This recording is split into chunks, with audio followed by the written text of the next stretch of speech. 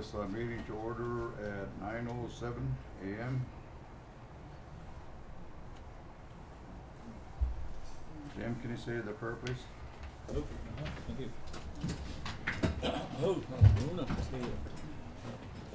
Thank you for the many blessings that you have given us. Thank you for our mothers, our fathers, grandmothers, grandfathers, all of our ancestors that went before us. Thank them for the sacrifices they made, the hardships they endured, and thank them for trying to teach us some of the things that we try to do is take care of one another, be good to one another, these kind of things like that way, and then also look after our relatives and friends in the four directions, watch over and protect them, grant their wants and needs like that way. And then that's that you look after our elders, our children, our grandchildren, our relatives that are in the hospital, those that are in institutions, those that are incarcerated, and then those that are on the road traveling, going to visit a relative, and all those different things that they may be doing, provide them safe travels of where they're going, and then bring them home safely like that. That's as you look after our soldier boys, our soldier girls, wherever they may be, watch over and protect them, and bring them home safely like that way, so we can honor them, we can say thank them for their sacrifices, and also that they be in good health in mind, body, and spirit. And that's that you look after our lady relatives and then all of those Indigenous women and children that are missing like that way, bring them home safely so their families can enjoy them and connect to them like that way. And then I know that if I left anything out like that, you're going to take care of that for us. We're to again thank you for the many blessings that you have bestowed upon us. That way we give thanks, and every day we're making prayers for you and for all of the relatives in the four directions. I hope. Thank you, Jim.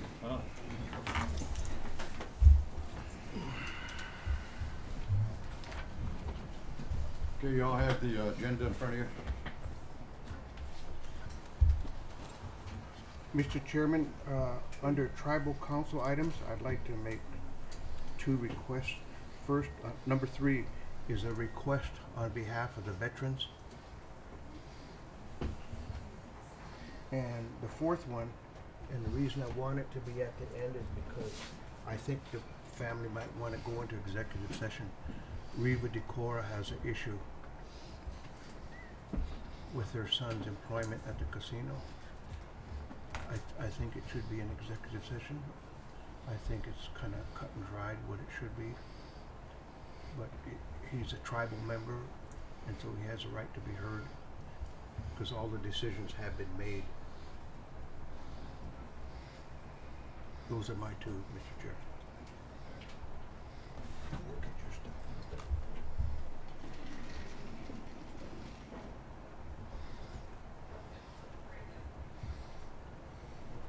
Okay, the chair will entertain a motion to approve the amended agenda. Move to approve agenda as amended. Second. A motion and second to approve the agenda as amended. Discussion.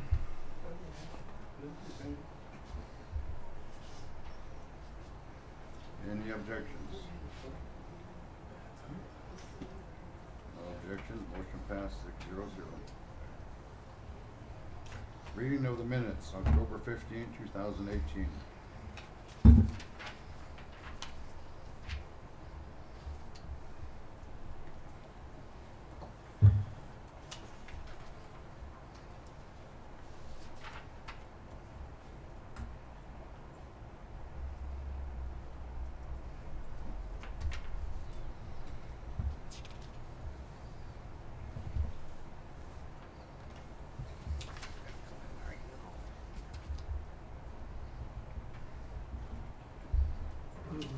Motion to approve October 15 mid-month tribal council meeting.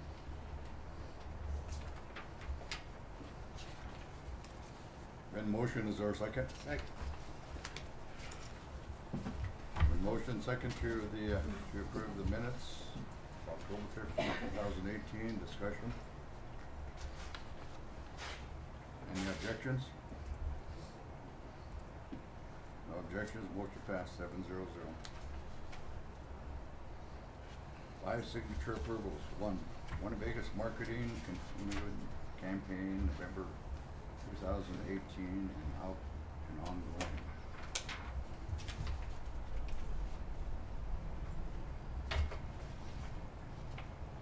Move to approve, Mr. Chair.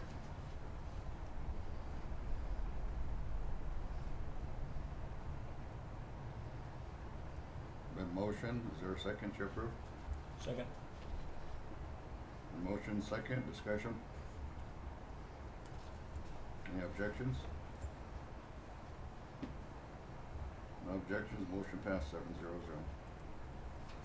Adopt resolution 19-10, opposition to nomination, confirmation of Eric Miller to the 9th Circuit Court of Appeals and approve letter to senators. Do that.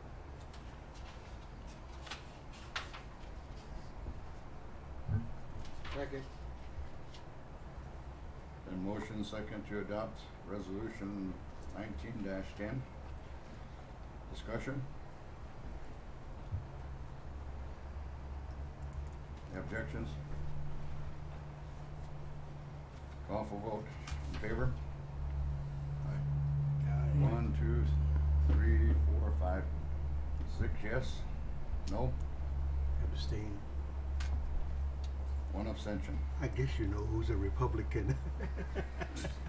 You don't have to be mad. I gave it away. Well, that's okay.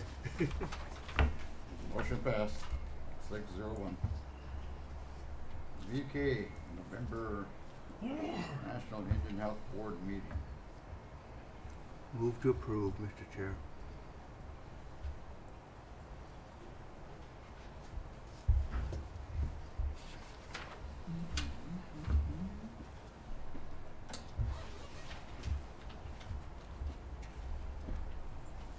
Then motion, is there a second? I think, I mean, it's reflected in the minutes that, her expenses and stuff was covered by the, NIHB.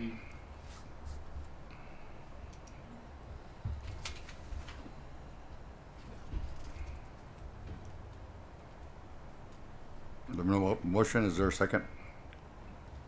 No, second. Then motion second, discussion. I know that expenses are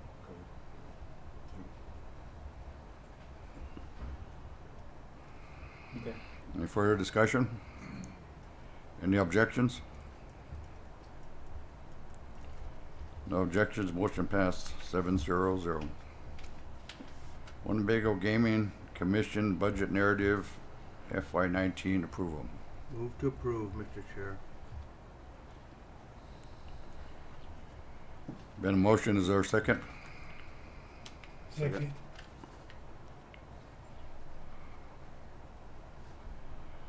Been motion second, discussion. Discussion.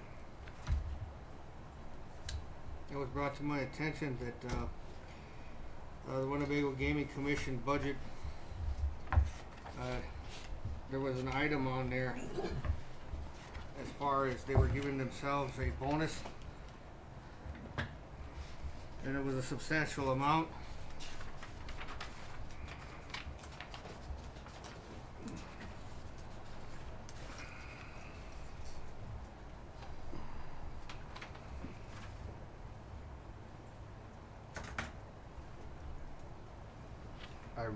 I didn't read that, but I believe it has to be dealt with.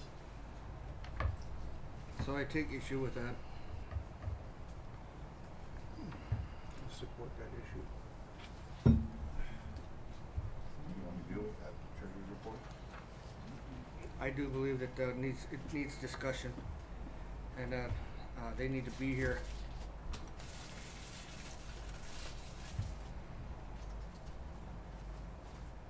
So I would like to, chair this until the treasurer's report.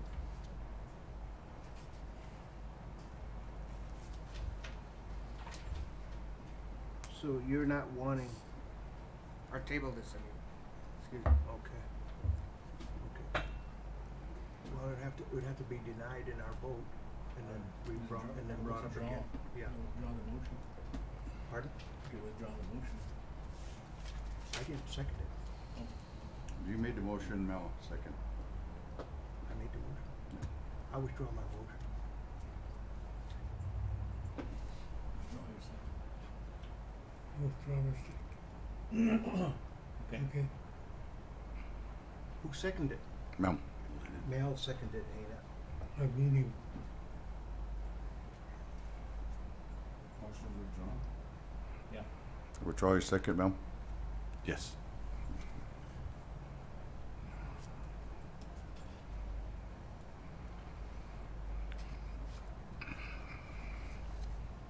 Chair will entertain a motion to table this until the treasurer's report. Make a motion to table this till treasurer's report. Second. Been motion second to table. Discussion? Objections? No objections, motion passed 7-0. Approve travel to Prairie Flower Casino opening, Water Lake Ave. Move it, Mr. Chair. The motion is our second. Second. The motion second, discussion? Any objections? Motion passed 7-0. Construction Management adopt Resolution 19-11 State of Nebraska Department of Transportation Agreement Project Number ER-STWD 164 State Control Number 00998A. Second. I'll move it again, Mr. Chair.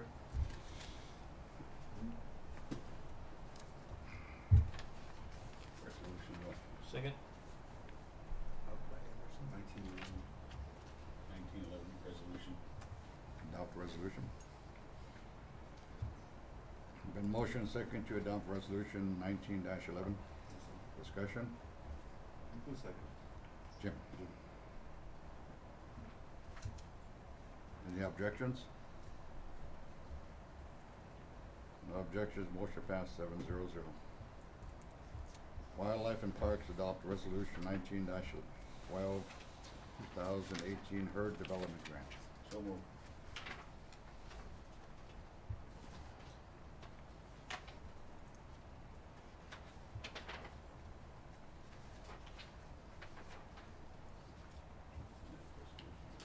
Been motion, is there a second? Second. The motion second to adopt resolution 19-12. Discussion? Discussion. So this, herd development grant, what does that entail? Secure a plan for monitoring Winnebago tribe buffalo herd, improve efficiency of hauling buffalo, improve management of herd and pasture maintenance, increase accessibility of meat storage for cultural events, tribal members, and sales.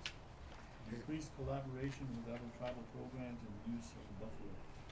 New pasture has water supply, fencing, corrals, and is adequate for the buffalo herd. Sure. This grant is,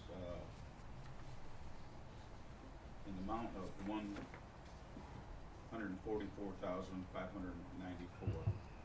It's, applying to the Intertribal Buffalo Council. And, Jim just specified what it's gonna be used for. At, it's resolution 19-12.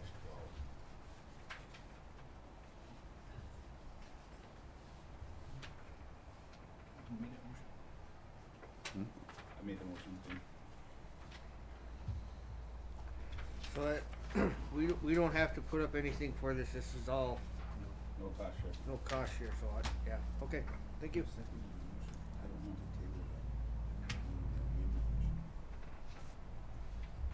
Move second to table the gaming commission report. Kurt's motion. Roland. Oh, Rollins. Okay, there's been a motion, second to adopt resolution 19-12. Discussion? Any objections? I object. Object? I haven't seen the budget. And this is the first I've seen the proposal. I noticed my name isn't on it because I wasn't shown it. I'm not against the concept because I've gotten money from the ITDC before.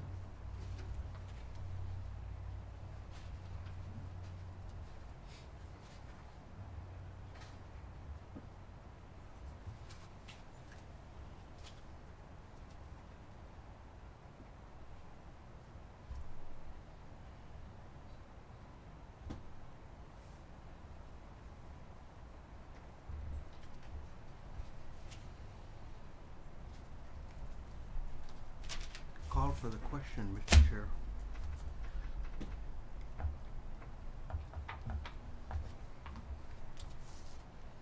Been an objection, call for vote, favor? 1, 2, 3, 4, 5, 6. 6 yes. No? 1. No abstentions, motion passed 6-0-1. Mr. Chairman, I'd just like to kind of say to the audience, it looks like we just shotgun and just went through this real fast with really hardly any consideration. But every one of these 5 signatures has a detail of why it's seeking approval. So we all understand clearly what the 5 signatures about. Nobody just snuck something through or we didn't read it over. And I just want the people to know that it's done in the right way, and all of these items have taken a lot of consideration. I just want to share that with you. Thank you, Mr. Chair. May I ask a question?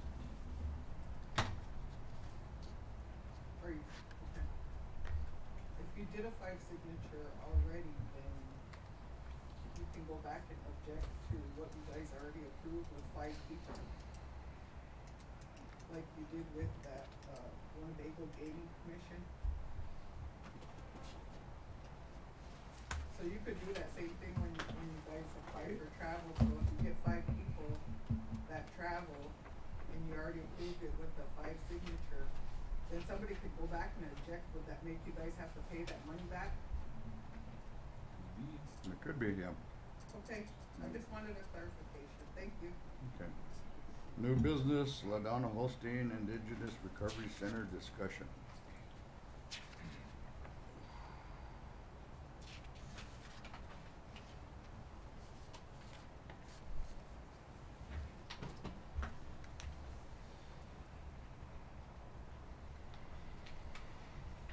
Move to table, Mr. Chair.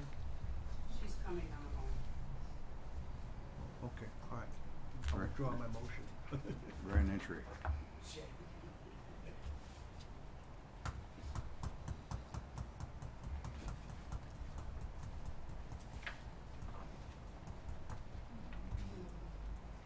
Can we deal with that turkey distribution while we're waiting? That's a simple one. Let us go in order. Oh, okay. We're waiting, LaDonna. Yes. Oh. You're up.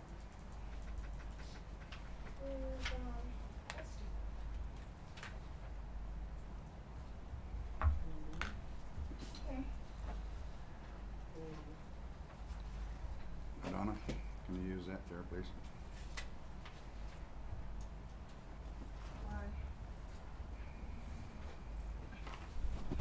Okay, good morning, everyone. I'm here as a member of the Alcohol Advisory Board. As you know, we just recently received medically assisted treatment tribal opioid response grant. With that, we need some other additional information. Where we are going to be with the detox, part of that strategic plan is the crisis the very first crisis part of that grant is because we don't have the services that we need. When the people come in, they want help then. What's going on with? They want help then, and we don't have any services to provide those services for them. So we're wondering where the hospital is, when we're going to implement detox, and why we can't get our people up in those beds. I understand part of the recertification for the hospital is that we don't have those beds filled. And that's what we're here for. We'd like to see where we're at with detox, because the very first part of this grant, the medically assisted treatment grant, is that we need that crisis, that very first part, the crisis situation, when people first come in to ask for help.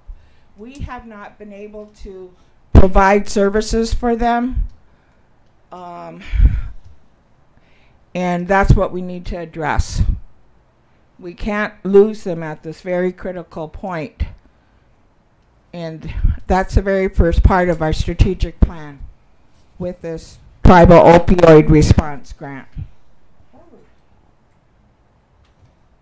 Okay, so that's what we're asking. The other board members? Numbers. Oh, so far we have 22 people signed up to receive this, that are asking to receive the shot. So part of that whole 22 people signed up to get the shot, and we have 3 grandmas that called and said, I got 5 up here that need that shot. So we're probably looking about 30 people right now that are waiting for that shot. And as some of you don't know, but part of that shot is, the shot is the easy part because it's a medicine. It can be injected just like anybody else gives a shot for diabetes or any other kind of medicine, a penicillin shot. This is the same thing with this medicine. It blocks the cravings for drugs and alcohol. We just recently came back from the Motherhood is Sacred in Phoenix, Arizona. We've talked with people down there. They're claiming miraculous success as far as alcohol goes with this, 75% success rate. And it's something we desperately need for our people. So we're asking for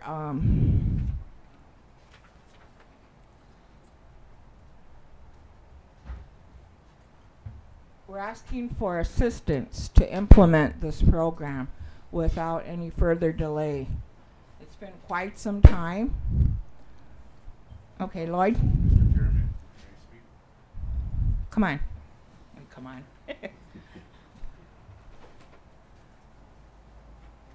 Good morning.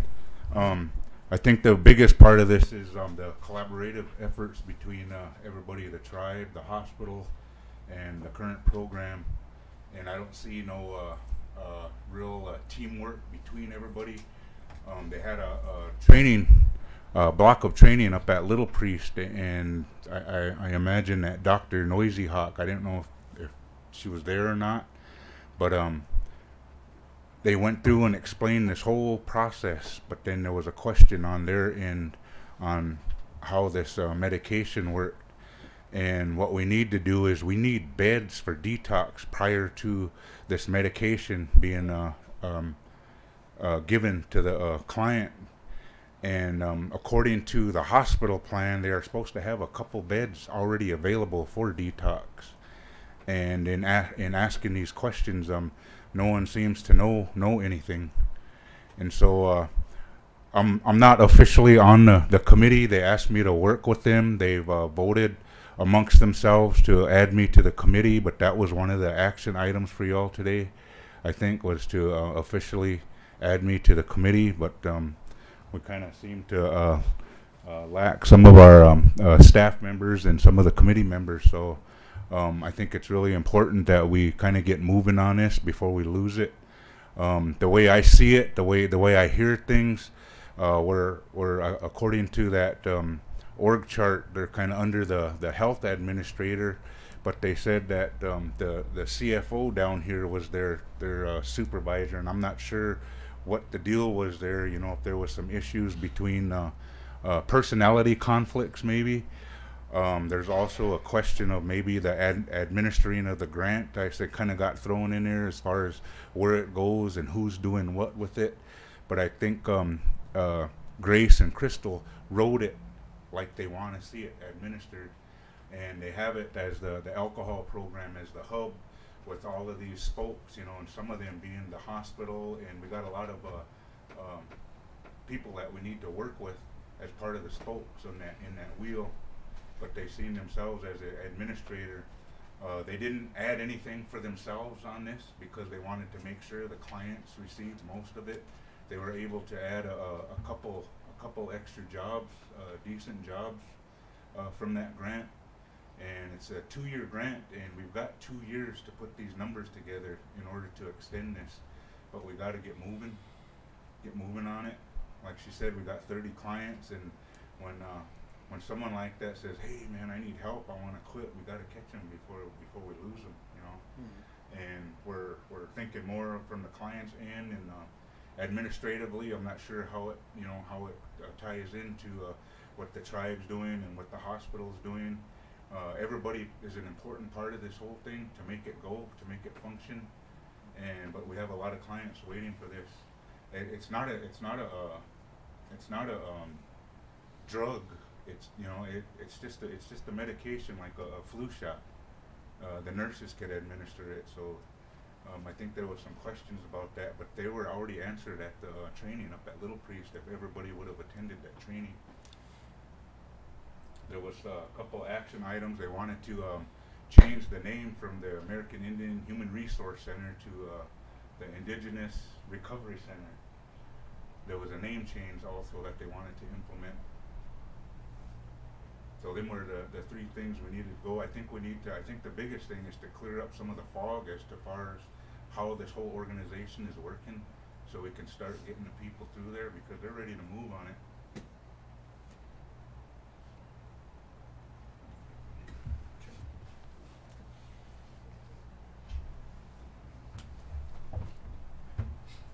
But Donna, I agree with you that we should be working towards this detox. We've been discussing this for I don't know how many years now, 2 years, and then we're still discussing it. I thought that when we took control of that hospital, that the destiny of how we did things lied within our own control. And so I was very hopeful that we were going to get this going immediately, but it seems not to be the case. And as a result, things that we're trying to do with our tribal members who have issues with substances kind of gets put on a back burner. And I personally feel that it should be expedited. And I would also like to see that both boards sit down and meet and get this worked out. Just like one of our tribal members was saying, Lloyd, that you guys went to all that trouble to inform the public, to inform the membership of this medication and what it has to offer to those that are afflicted with this substance abuse issues and can't seem to get past that. That it's a tool. And we didn't have that board sitting in over there. Now, so, we would have been farther down the road if people would take time to kind of work together.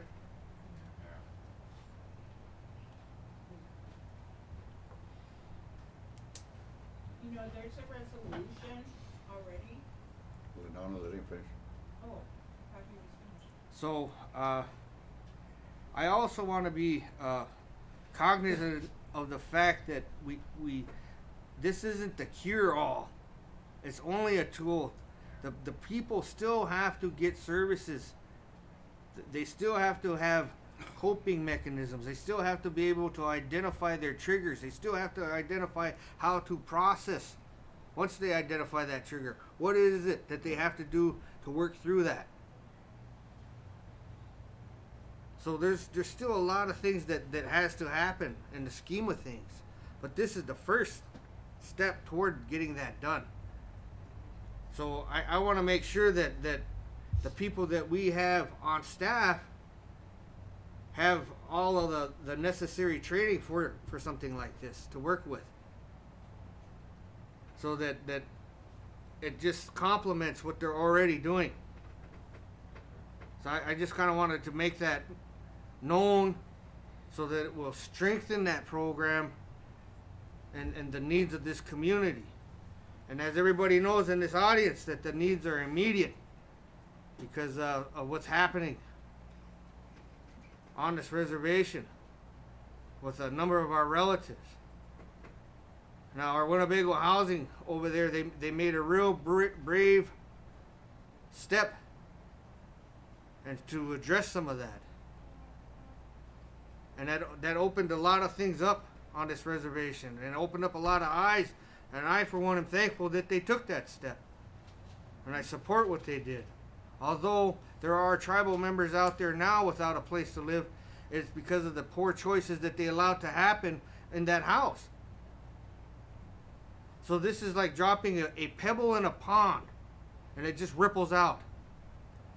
So for us to take this step to try to get these beds secured in that hospital is a step toward that wellness that we all want for our children and our future. Because if we don't try to address that, our future is gonna be pretty bleak.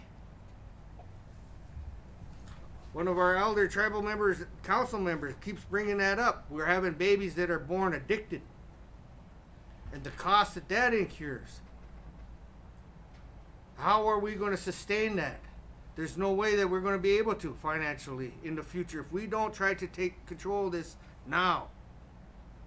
So I'm glad that you brought this to our attention. I'm glad that you brought this to the table. And I for one, feel quite strongly that we need to work together to get this done.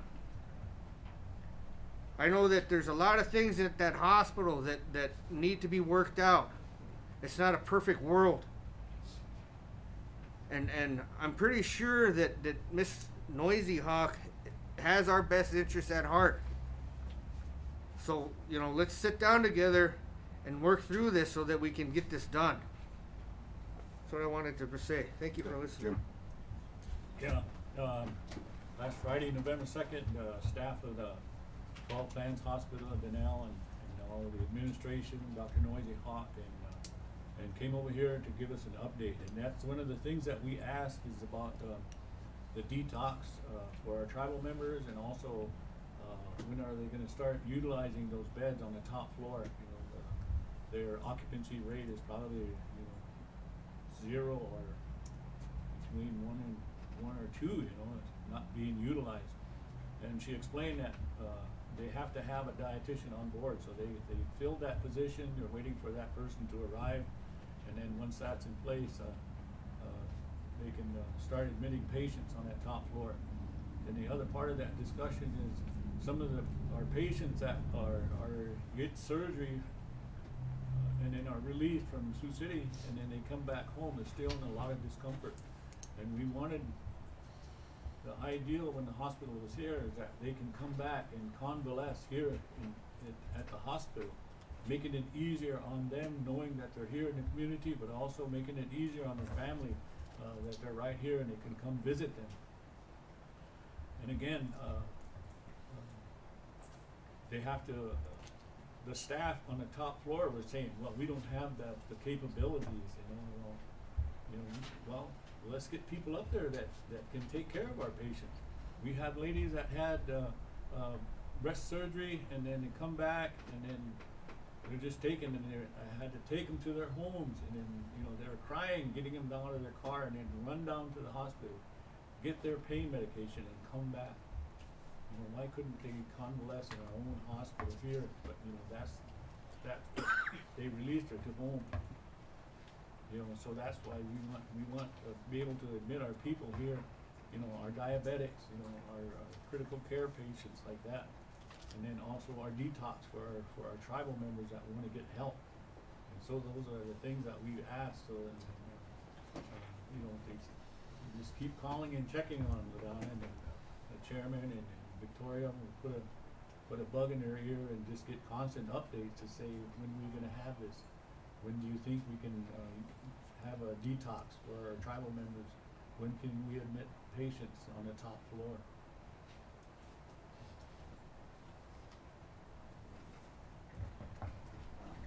I'm glad to see that you guys are doing something about this. I wrote a long letter to Victoria about, you know, the consistency of the programs that we have. So I'm glad that I didn't know that there was something in the works, so I really appreciate the effort that you guys are making to try to get that in place for them. I wanted to say that when I wrote the letter to Victoria, I was hoping that she would share it with you guys, but I was wondering about the DDU and the control of the DDU. How does that fit into this? Because once you get the pre-treatment and you start that drug, and you do start that drug, there has to be a lot of aftercare things that happen. So are they gonna be able to transition right from detox into, you know, into a long-term program? Because this is a long-term problem that you're dealing with. It didn't happen overnight, so you're not gonna be able to undo it overnight. And then, you know, what's the capability of moving on to the halfway house and then maybe to a three-quarter way house, so that the entire family is getting well at the same time? I mean, if they're not all getting treated at the same time, you're sending that person home back into a sick situation where the kids have learned how to manipulate the parent, or the kid, or the parents learn to manipulate the kids, or however it works. I mean, everybody got sick in that whole situation, and if you're not dealing with that family as a unit, then you're kind of defeating the whole purpose. So I just wanted to mention that, and that if, you know, like when you do that kind of a program, it has to be a holistic approach. So if we're not looking at the problem as a holistic problem, then we're not going to ever be able to deal with it. It's going to be always where people are slipping and falling because we're putting them right back into the same environment that they came from and they were sick then.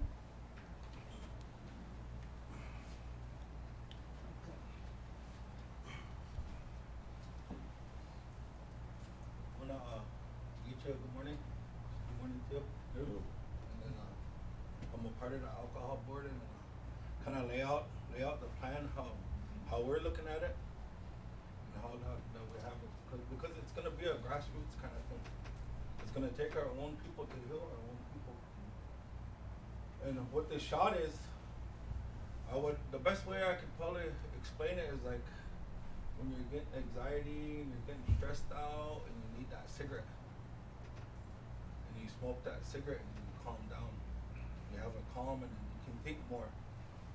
You can comprehend more on the decisions that you're gonna make as a human being, as a person. And so with this shot, we're gonna implement with grandma, me, and some of our other people.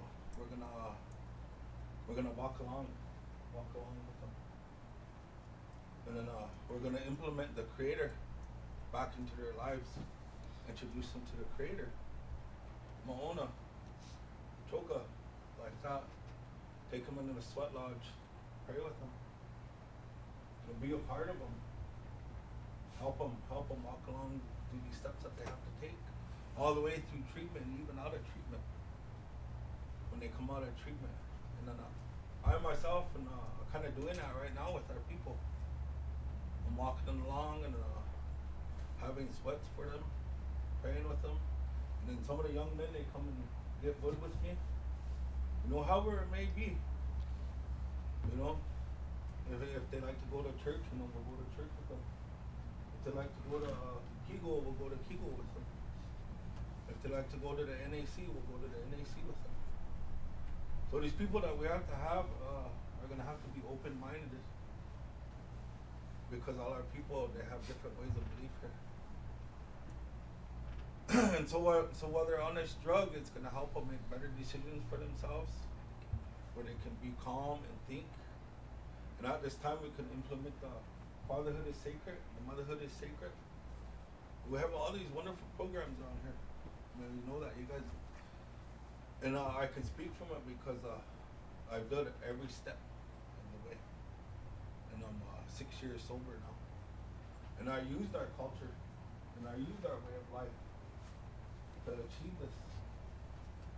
Everybody says, oh, we have to go somewhere else to get healed. I can't do it here. No, we could do it here in our amongst our tribe. Because I've done it. I've used our way of life. So it just takes a special kind of person to walk with our people. And like we're talking about, and then we're getting a halfway house, and we're getting a new alcohol center.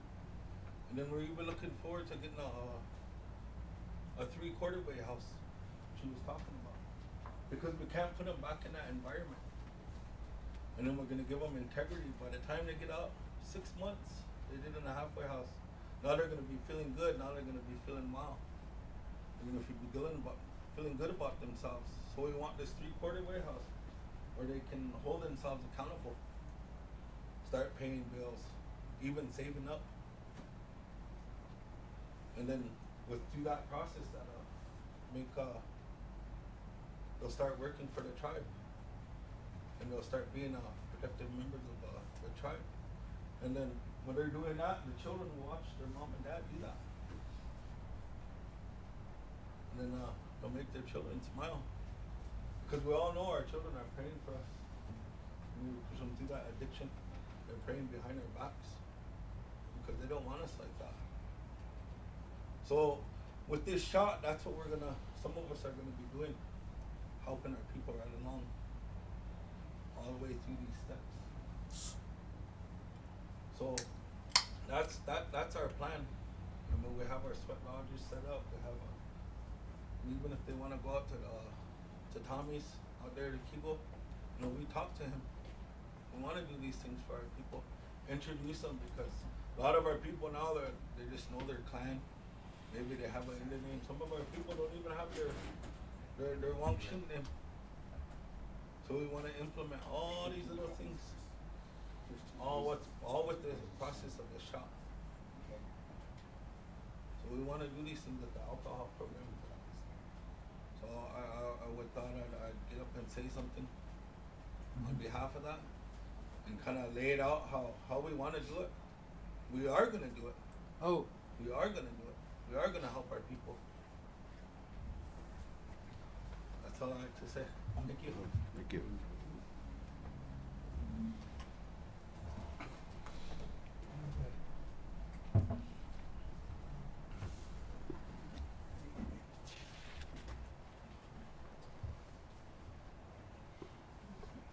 We'd also like to share some information about what we've recently learned is that the DDU is only taking 5 clients. Yes. Because their reason is that they're short-staffed. So one of the things that they've never ever done at DDU, and how it was originally set up to be, was to take care of the family. That's never ever happened. So how can we get together, put our minds together, and use that information to get that DDU back? Because IHS has never done what it was implemented, what was originally planned for them to do. They never implemented it, and that, I believe, is why they originally took the DDU from us. So they've never done that yet, and how long has that been? So now we need to turn the tables on them and get that DDU back. That's what I'd like to try to meet with the board of directors on, to share that with them, because originally there are some people on that board that didn't realize that we had that time capsule with the original plans in it for our hospital. So they did get those out. James Richner had a copy. They're looking at that. So I think everything we have, we need to know is right there in those plans. And for them to have 16 beds available at that DDU and they're only taking in 5 is not right. So how do we make the people aware of that have the power to say, you need to get those beds full? Who tells them, fill those beds, is my question to this council. Jim?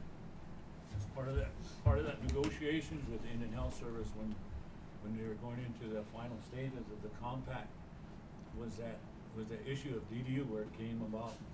And then at one time, you know, it was a part of this hospital. And that was kind of one of the reasons using those beds in DDU to secure funding for the hospital being built. That whole process to get that hospital built, you know, when it was finally opened in 2004, up until that time, and then it took a couple of years for IHS to complete the building at the DDU building. And at about that time, in 2009, at a meeting of the Great Plains Tribal Chairmen, it was voted on up there to take that DDU and make it a regional facility. And so they did that without approval of this table here. But at that same time, the funding has always,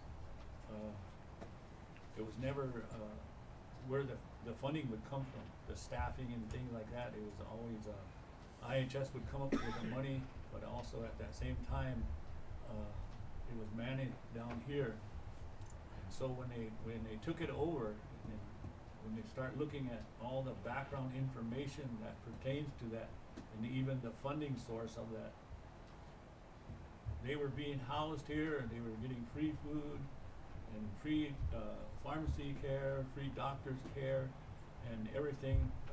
It all went back on the Winnebago service unit, and then nothing was billed to those clients that came in. And you know, we should have received some kind of a compensation for that space, for housing them in that space. So now it's back up to the area office. So, but we will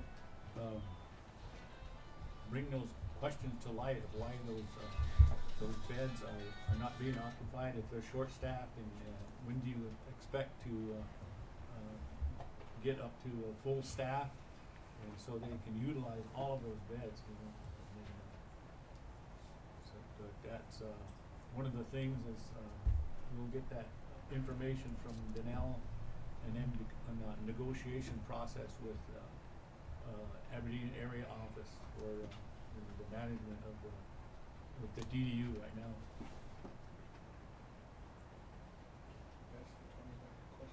Yeah. So it's still up to IHS and Aberdeen. Yeah. Okay. How do Finish, we Jim. help to get that DDU back to us? I think the plan now is to go ahead and, you know, like you said, do a letter from the Winnebago tribe directed toward the area office, and to say, you know, when do you expect to be at full staff, and so that, you know, we've got this meth and opioid epidemic that we're dealing with, plus you know, regular drugs and alcohol. You know, we need this open. You know, there's a crisis in this whole country.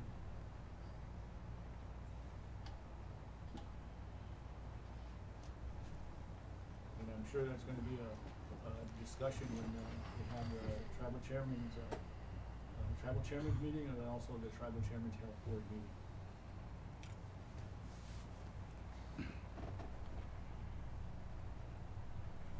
Okay, I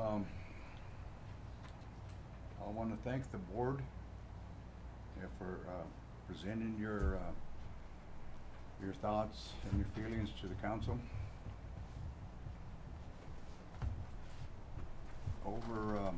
Over this past year, you know, some of you were in attendance. We had a meeting in South Sioux at whatever the name of that hotel is. It was a meth meeting where we brought the program directors together and to talk about our situation in our community.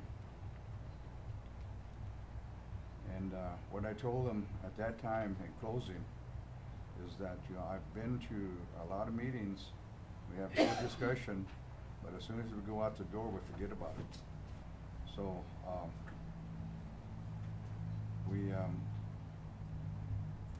we had another meeting at Winnebago concerning the same subject. And as a result of those meetings, there was a lot of ideas that were presented, what we should do to combat this problem we have. And there were good ideas. And one of them was treatment.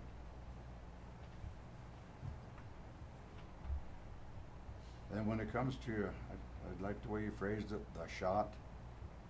You know, when that's administered, you know, they have to be knowledgeable of that. And I think that's what Dr. Hall had said. And as far as detox is concerned, you know, I talked to the clinical director before July 1st about establishing a detox unit at the hospital once we assume management of it. And several times I've talked to her. And one of the problems that existed was a short of staff.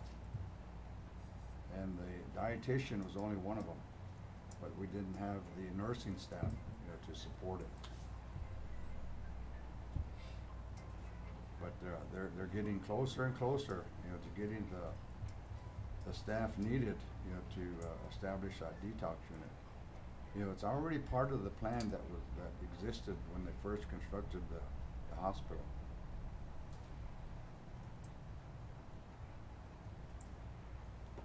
And when it comes to DDU, you know, the detox is just part of the effort to reassume DDU under the tribe. We need to have something in place, and that's part of it. The other possibility is that the tribe can 638 contract the operation there. But in order to do that, you know, we need a majority of the tribes within this Great Plains region to approve it. And that is a possibility. But what we need is that we need a plan. You know, the shot is one of them, detox is another, the new halfway house and administrative building is another, a transitional home unit, 3/4 house, another.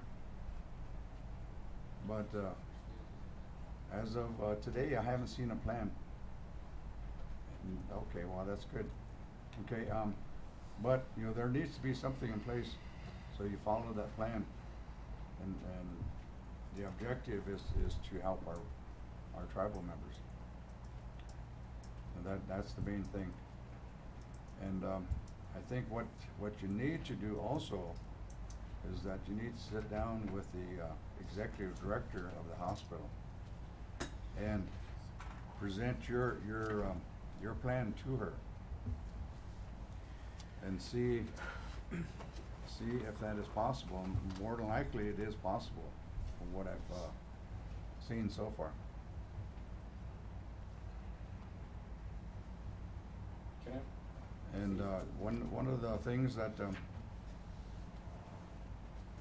I've seen over this past year and a half, maybe 2 years, is that there's been an improvement as far as that program's concerned. A year and a half ago, 2 years ago, it was chaotic. We had a tough time knowing exactly what that program was doing. But we had to overcome, some obstacles, overcome some bumps in the road. But we've come this far.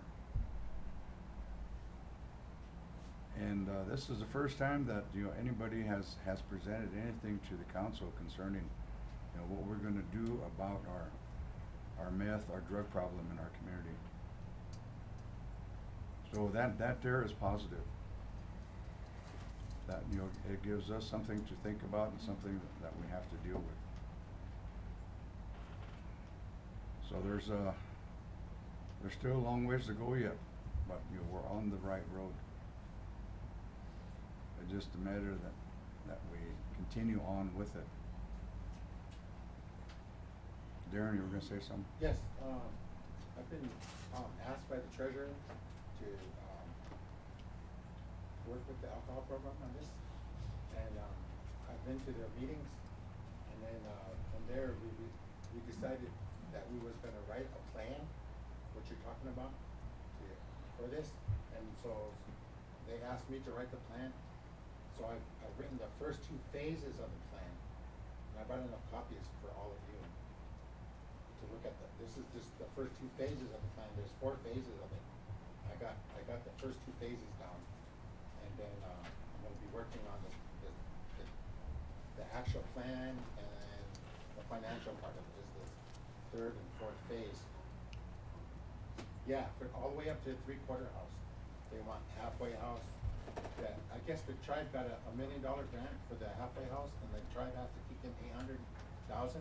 But this plan is to help so that they could get another grant to match, so the tribe wouldn't have to match $800,000, so that the tribe could. And then I'm trying to write it so that housing could use it, because housing's going to need money because of all of the evictions and the remediation of cleaning those houses. So I was saying that we could use it, this plan as a proposal to the state to help, get more funding to help clean the houses so we get more houses open. And then also the YCIC, maybe help them get some more funding too so that they can remain in operation with the halfway house. I'm trying to get it so I can get all 3 of those parts of it for the tribe. That's the way that I'm writing this plan. I just wanted you to know that. Okay.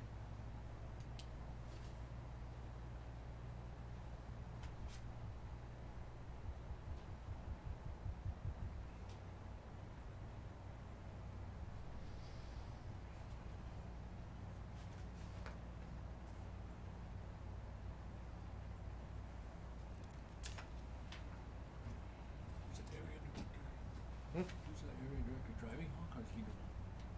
He's the acting area director. Still up there? Yeah. Get him, go there, have him come down, bring the DDU guys, update us on the DDU.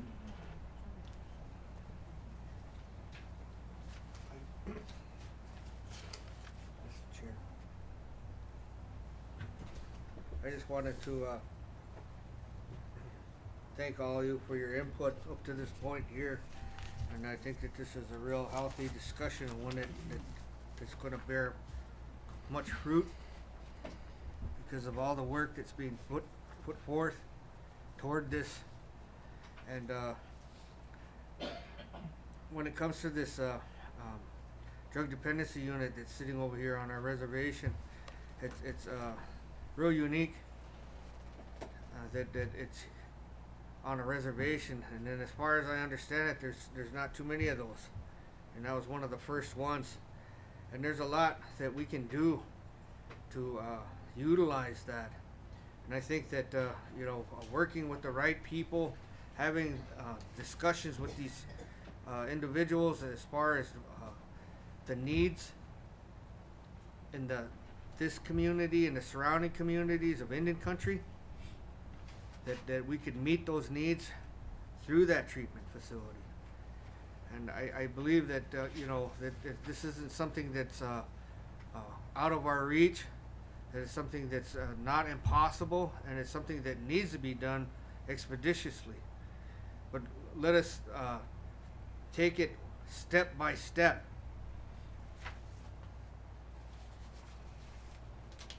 And I'm glad that there's a plan.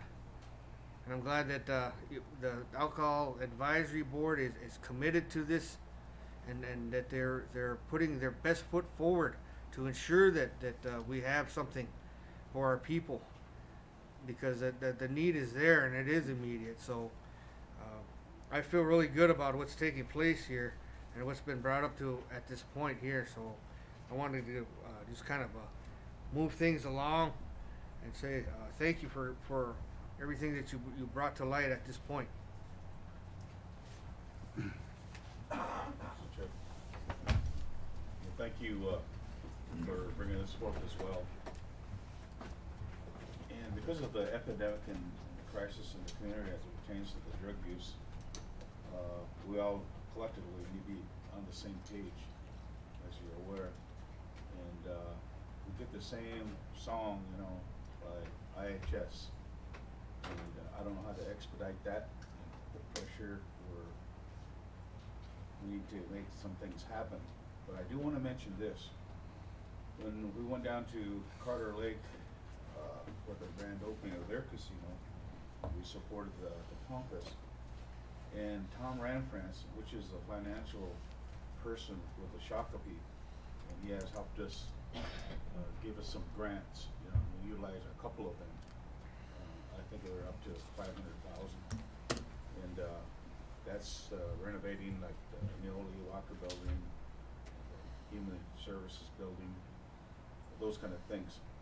And I talked with him and got to visit with him, and was very thankful for utilizing that money in a good way for what we're trying to accomplish here.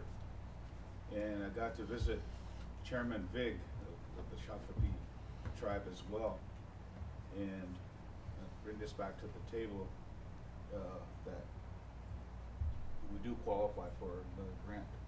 So October 1 is that new cycle. So I bring that back. He did mention that to us.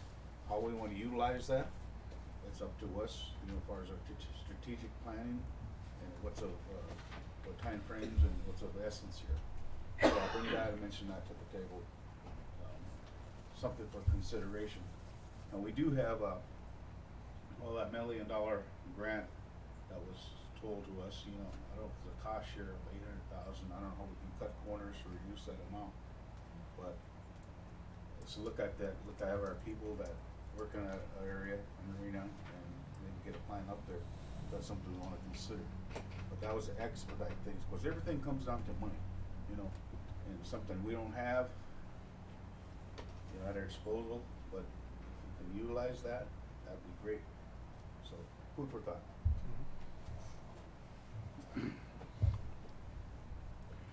Okay, when? If I'd like to make a motion, you know, to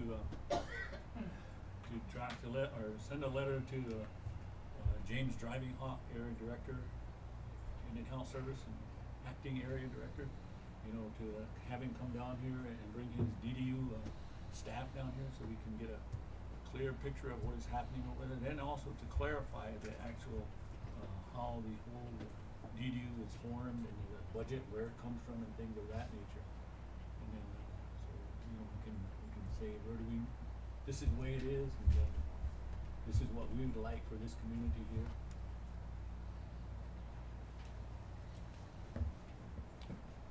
Was that a motion, Jim?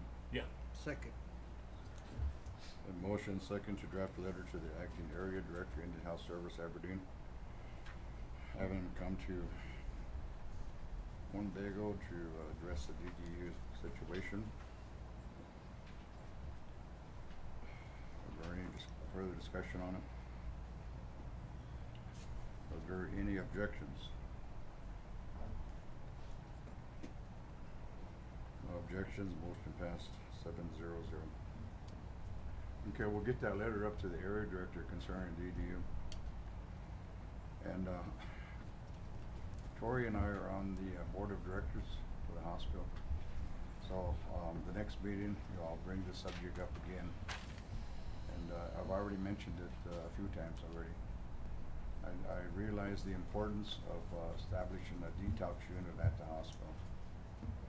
And also, you know, I realize the importance of DDU, how we can better serve, you know, our tribal members. And I didn't know that there was a short of staff at DDU. It was my understanding they were fully staffed. So I can find that out. But I would recommend that you set up a meeting with the executive director. And whatever plan you develop, you know, this is part of it. Present that. And I do know that, you know, she has a concern about, you know, the welfare of our membership, all the relatives we have. So I feel pretty confident that she'll try and work out, you know, something, you know, to better serve our people. So thank you for bringing it forward, and we'll continue on it.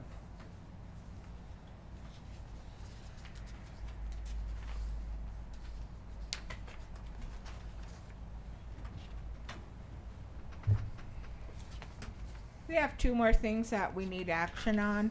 We need to have approval for our name change, the Indigenous Recovery Act. We feel that's important because our board, since May, we've been formed. We're a working board. We meet every week, which is why we've been able to get as far as we have. And especially want to thank Nate for all his hard work that he's been doing. I also want to mention that part of the big thing at DDU is Fatherhood and Motherhood is Sacred have been in there. So we're kind of doing their job for them. But one of the things, so we're asking for a motion to change our name to the Indigenous Recovery Center. And then we're also asking to appoint Lloyd to our board. So two things. One, the grant that we got, right? What name is that on? American Indian Human Resources. Yes. So, is that going to be an issue? You might want to consider that before we change this name. So let us do our homework on that end of it first. I don't have a problem changing the name. I think it's a great name, you know. But let's not shoot ourselves in the foot. Yeah. So do your due diligence on that first. Okay. And then bring that back over here, and then if we're good to go on that, we can go. Okay. And then I'd like to say that I certainly would like to see Lloyd Hamilton on the board. Definitely. I don't think that's a decision we can make. We may need to touch base with Grace and find out if the We've done that. Okay. We're all in agreement. Okay. The state's in agreement. Pardon me? The state's in agreement with that? The state? The state This has is to a- have a say. They have that 5-member board. That's in their bylaws. It doesn't say you can have 6 or 7 or 8. It says 5. We have 5. We have 4 But now. you only have 4 now? Yes. Oh, okay, I'm sorry. He would be fulfilling that one vacant spot, Kenny. Whose spot is that? That was Ruby. Oh, okay. I don't have a problem with that. Okay, so Does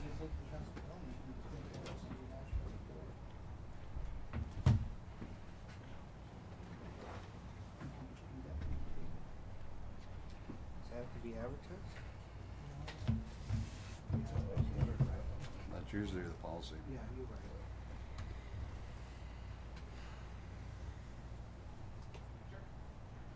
Okay.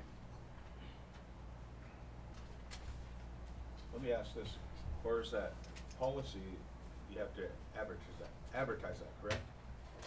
Normally? With the tribe, yeah. Yeah. And then because of the vacancy, do they have a quorum to get things done? 4? Okay. So they can, you appointed me. That was during the reorganization process. They approved it in the end. I mentioned to you, they didn't approve it. I left it open for them. I already went overboard by less than 3, but they approved that at this meeting.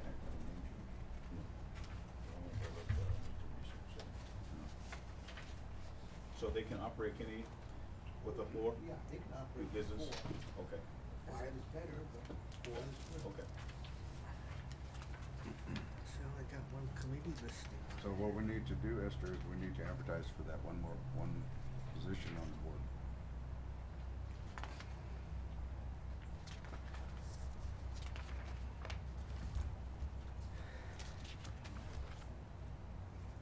I move that we advertise for one position on the alcohol advisory board. Second.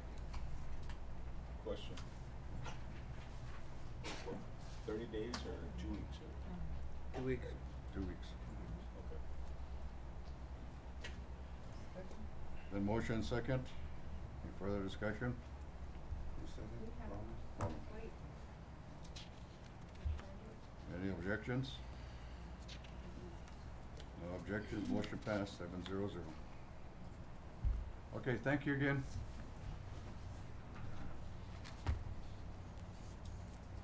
Okay.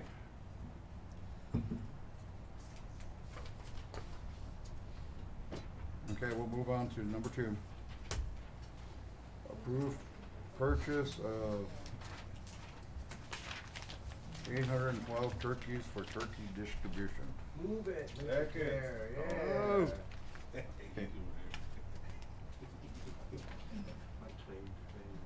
Second.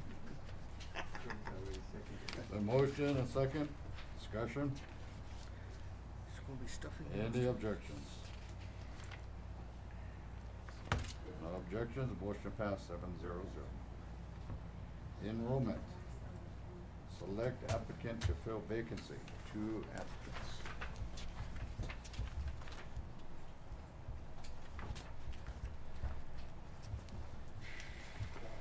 I nominate Tyron.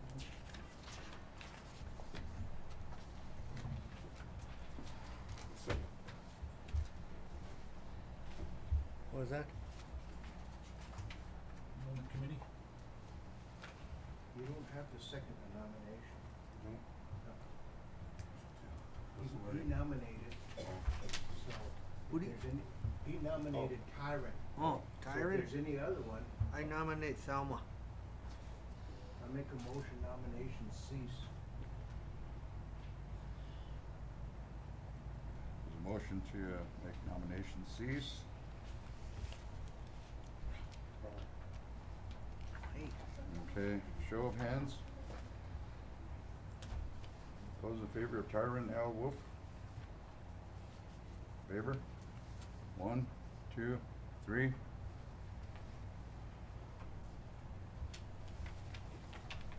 Favor of Thelma Whitewater? 1, 2, 3. Who didn't vote? I'm gonna abstain.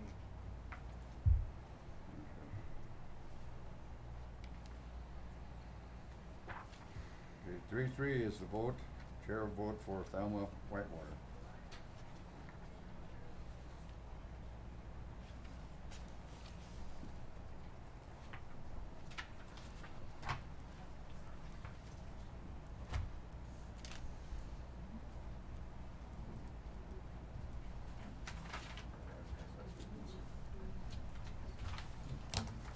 Okay, need to advertise 1 vacancy. Is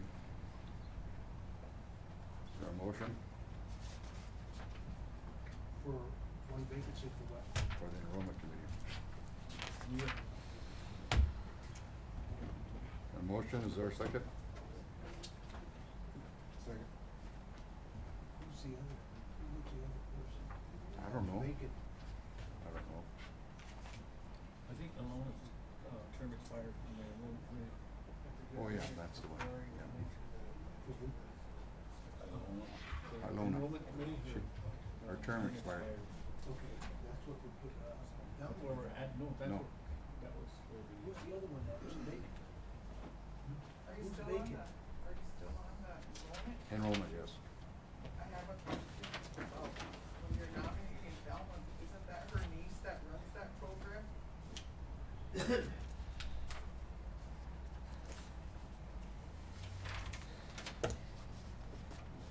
She's in there, already voted.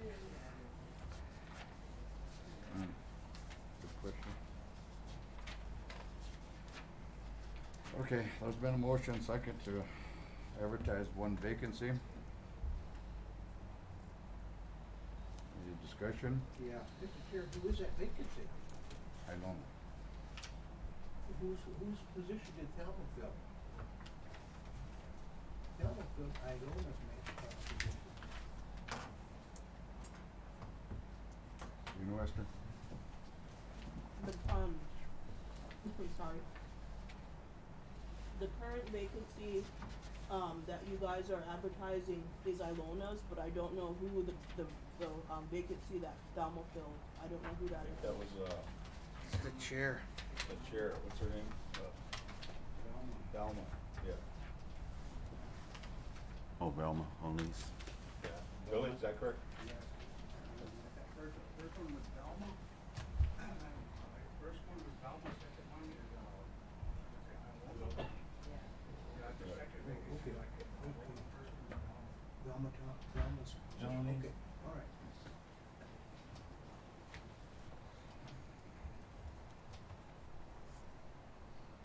Any further discussion?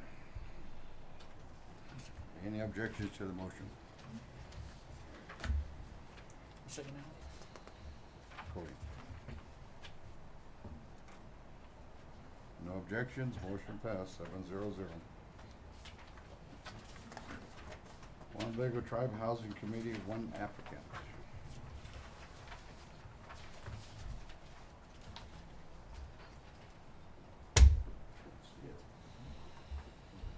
Just about. Hmm? I say, yeah, there's just the one.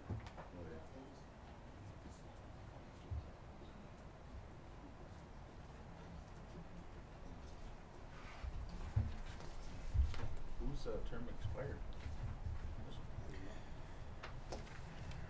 Do you know, Esther? Billy, do you know? Is that a tribal council member position? That's Louis. Yeah. Remember, he tribal rep, so then his other position, he vacated that regular community position. Mm-hmm. Yep, that's it. This is tribal housing. Huh? Tribal housing. Oh, tribal, huh? No, no, I thought it was.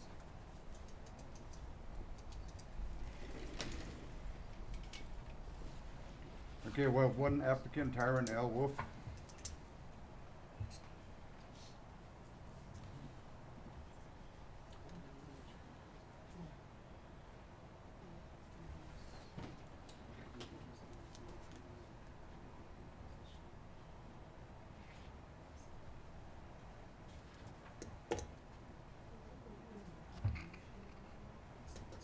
Chair will entertain a motion.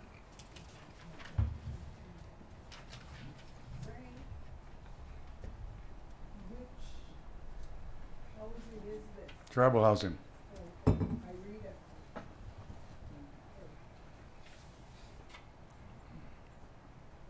Why did you think it was your position? Thought it was yours. Aren't you on our housing? No. Chair will entertain a motion.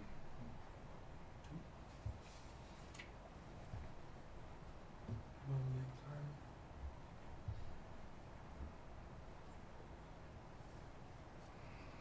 Been nomination for Tyron. I'll second that motion. Discussion? Any objections? No objections. Motion passed 7-0. Commission? Winnebago Marketing. New Year's Eve promotion.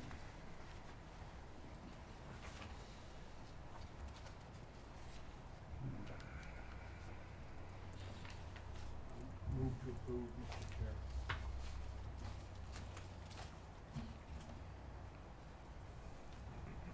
Been motion, is there a second?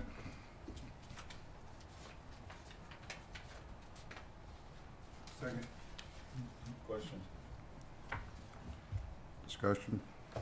Go ahead. Does this include that New Year's Eve promotion? Is that all in there? That's A. That's A.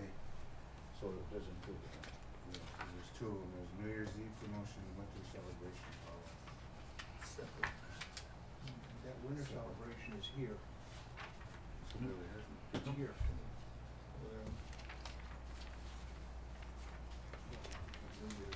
Well, that's the clarity I want, is what are we approving here? The New Year's Eve promotion. 5 PM, starting at 5 PM. And every half hour. Cash prizes at 5 of $2,000, 2019.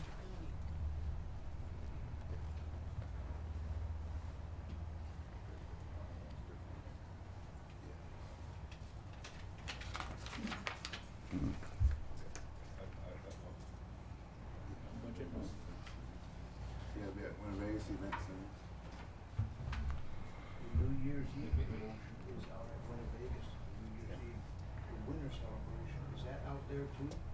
And that's a different time. And that's a different time. We made, there's a motion and there's a second on the New Year's Eve promotion. Call for the question, Mr. Chair. Any objections to the motion?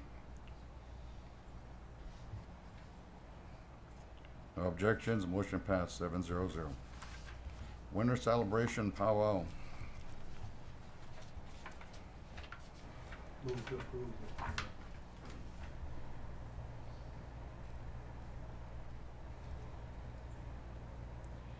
Been motion, is there a second? Second. Discussion? Yeah. Look on the, see on the itinerary, we have board dancing. Where's that coming from? We don't do board dancing. Who brought that in there? Really? Yeah. Huh. That's in honor of Jim. Yeah. my Otto relative. Garen? Oh, second. Okay, can you elaborate, there was a question on the word dance and Or did you I? know it pertains to the invitees? Maybe you can elaborate. Might be those. So last year we went down to the Oto Missouri tribe, and they welcomed us back in. At one time, from their explanation and our explanation, is that we were all one tribe, and then we got split. As you know, the board dance for the Oto tribe is something that they embrace, and so idea, we haven't officially sent out the invitations because we wanted to get approval through the council first. But the idea was to unite those tribes, the Ho-Chunk from Wisconsin, as well as the Otos here, and then build nation-to-nation building here. So we're also going to invite the Intertribal Coalition to come over, and I think last year when the Otos did it, they have a similar setup as Winnebago, where they have an event center, their hotel, and their gaming floor, and their amenities as far as restaurants and buffets and stuff, and it went over very well. And so with that in mind, I think we wanted to kind of reciprocate that welcome, extend our hand to the Oto tribe, and as well as do our winter celebration. So we asked a couple people about the idea, and I think that like I said, we want to get approval through the council first before we officially announce whether it be a board dance or anything like that. So that's any other additional questions?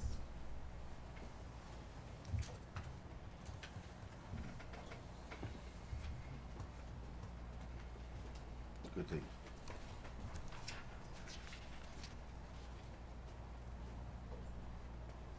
So this agenda is not etched in concrete, then? We No. can adjust it? Okay. Yeah, we might have to adjust that. Like I said, as far as reaching out to the Ocho tribe to even talk about the Gore dance, we just didn't want to leave anything off the table, you know, so that's where I know there's probably a special ceremony that has to take place or whatnot, so we just wanna make sure, my idea was, they really embraced the gourd dance down there, and I know that, that's something that, was mentioned between the chairpersons, so, like I said, we don't wanna leave anything off the table.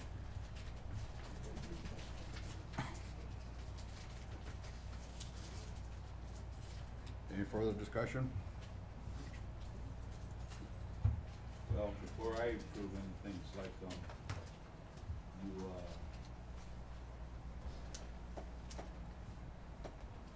where's the drums, how is that broken down? Is that one drum or community drums?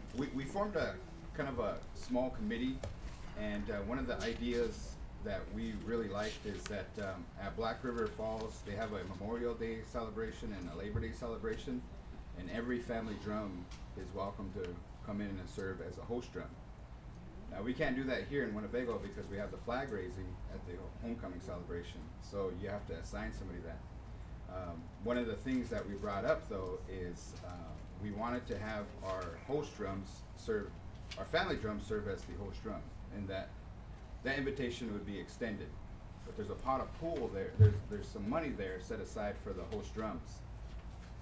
There's a drum contest in this budget here, and one of the issues that was raised is that if one of the Winnebago drums wanted to get into the drum contest to win more money, how would we go about doing that?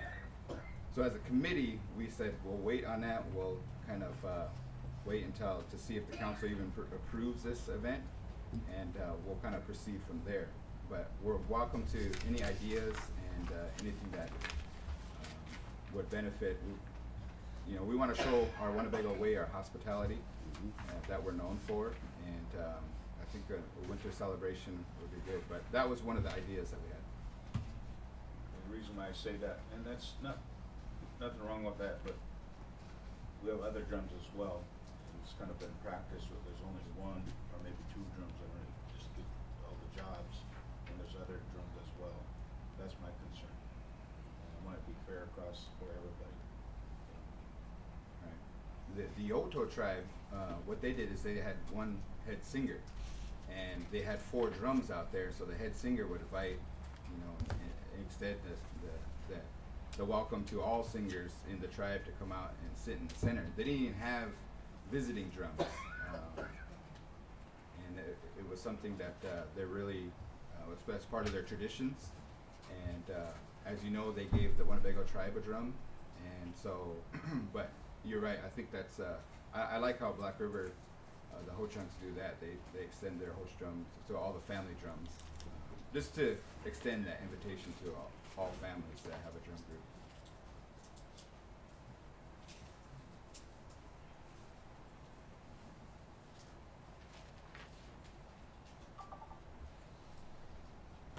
So this isn't final then?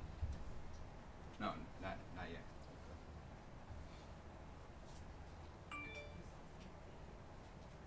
I have a question for Mr. Chairman or Garrett. You were talking about the board dance, right? With the old folk. And if the Omaha tribe, if they're invited, then would be just the Omaha and the old folk dance. And the board dance isn't a social thing. It's a process that they have to follow.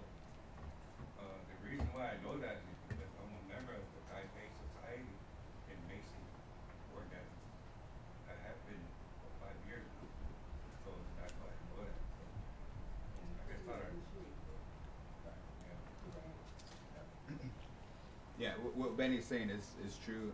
They have to initiate that, and you know, he just for those that couldn't hear him on a microphone, he mentioned that he's a member of the Taipei Society. The Omahas, they have that right to do that dance, and Be initiated. yeah, and they have to be initiated. So, like I said, our invitation for that, and kind of that was something idea that was thrown on the table, but it's not finalized yet. So we'll be working towards that, but that's something that we just wanted to include as an idea. we also had our traditional games like the moccasin game, like maybe a moccasin game tournament out there. I know that Little Priest, I even have the jacket on. They won the hand game, and they play a different style. They're the champions of the hand game, and so that was something that was also brought as an idea as well. But yeah, appreciate that comment.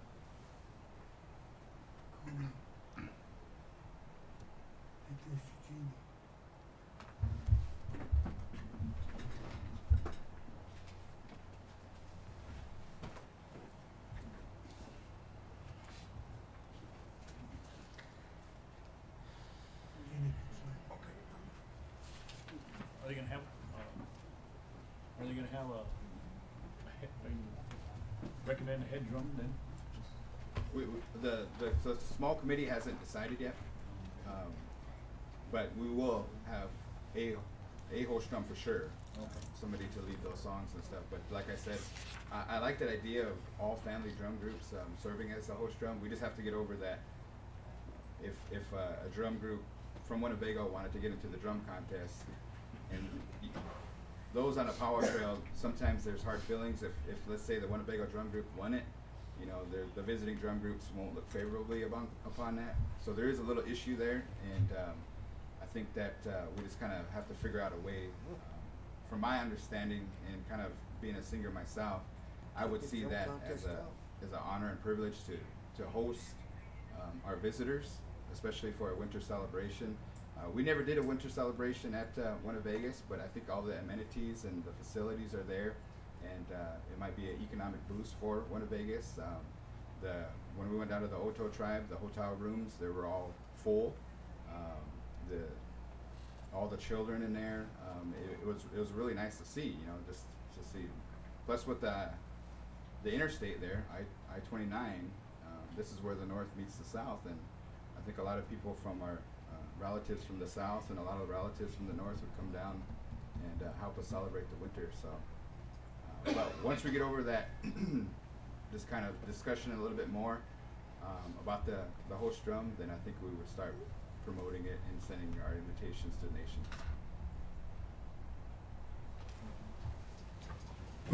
Okay. Any further discussion, questions? Okay, there's been a motion, second, to approve the winter celebration powwow. Any objections? Call for vote, in favor? 1, 2, 3, 4, 5. No? 1. 1 abstention. Motion passed 5-1-1. Okay, number 6, Ron Noor, status of work at food distribution. Good morning.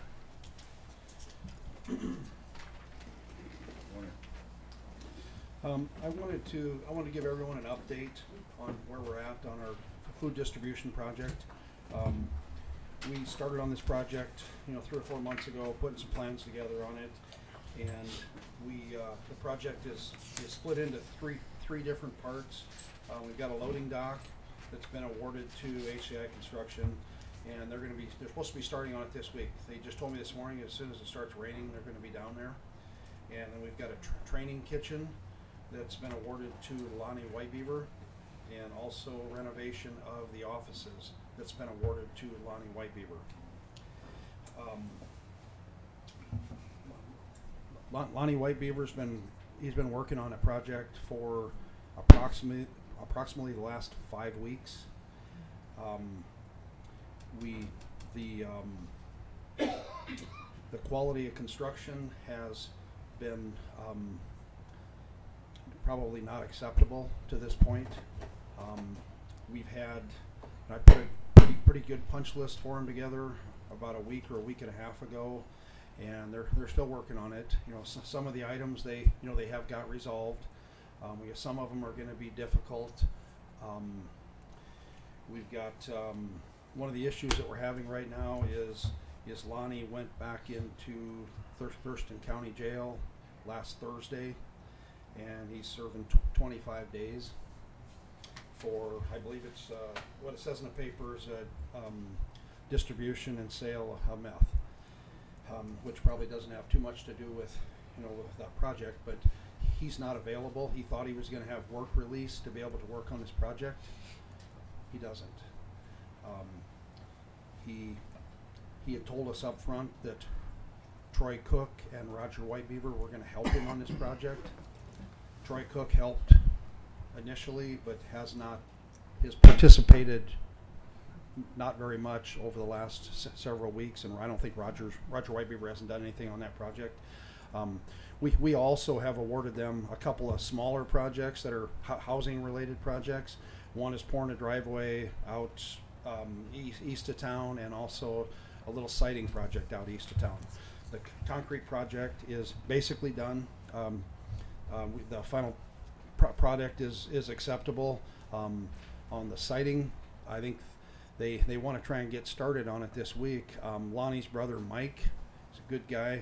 She's trying to help, and I think he's going to try and do some of the siding work. I'm not really sure who's going to help him or not, or who's going to be helping on that. When we bid this food distribution project, we had 3 bids. The one from White Beaver, and another bid from HCI, and another bid from Zagurski, who's done other work for us, done a good job. And I guess we're at the point right now to where, other than some punch list items and maybe accepting some of the workmanship over there, we're coming to a close on the kitchen part of the project. And the plan has been for, once the kitchen project is completed, for all of the office, I think there's about 3 people that have offices up in the front, was for them to be able to relocate back into the kitchen area and office out of the kitchen area for probably about 3 weeks until the offices are done. There's probably about 3 weeks worth of work in that office area.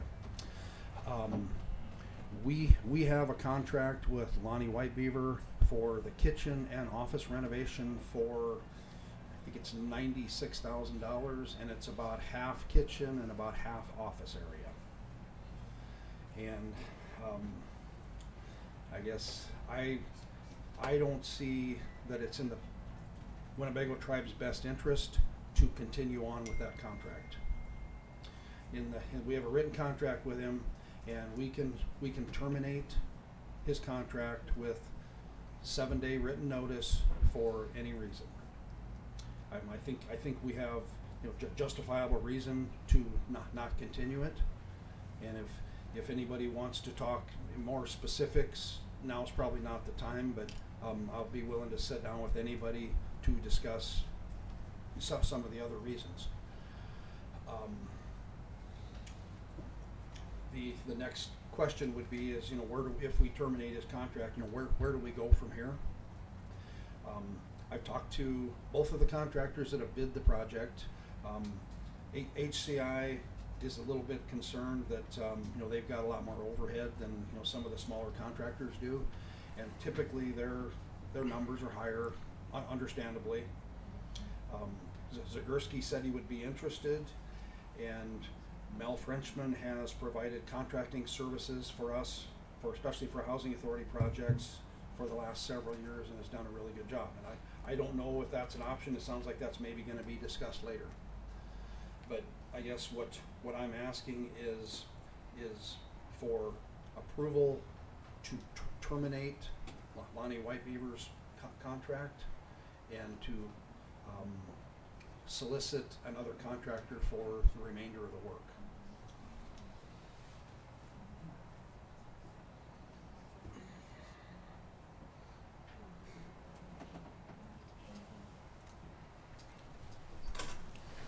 Have you prepared a draft letter yet?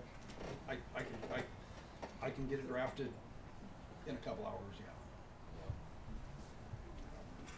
I don't see how we can continue with, especially with him in jail he went in jail, I think he's serving 25 days. Yeah.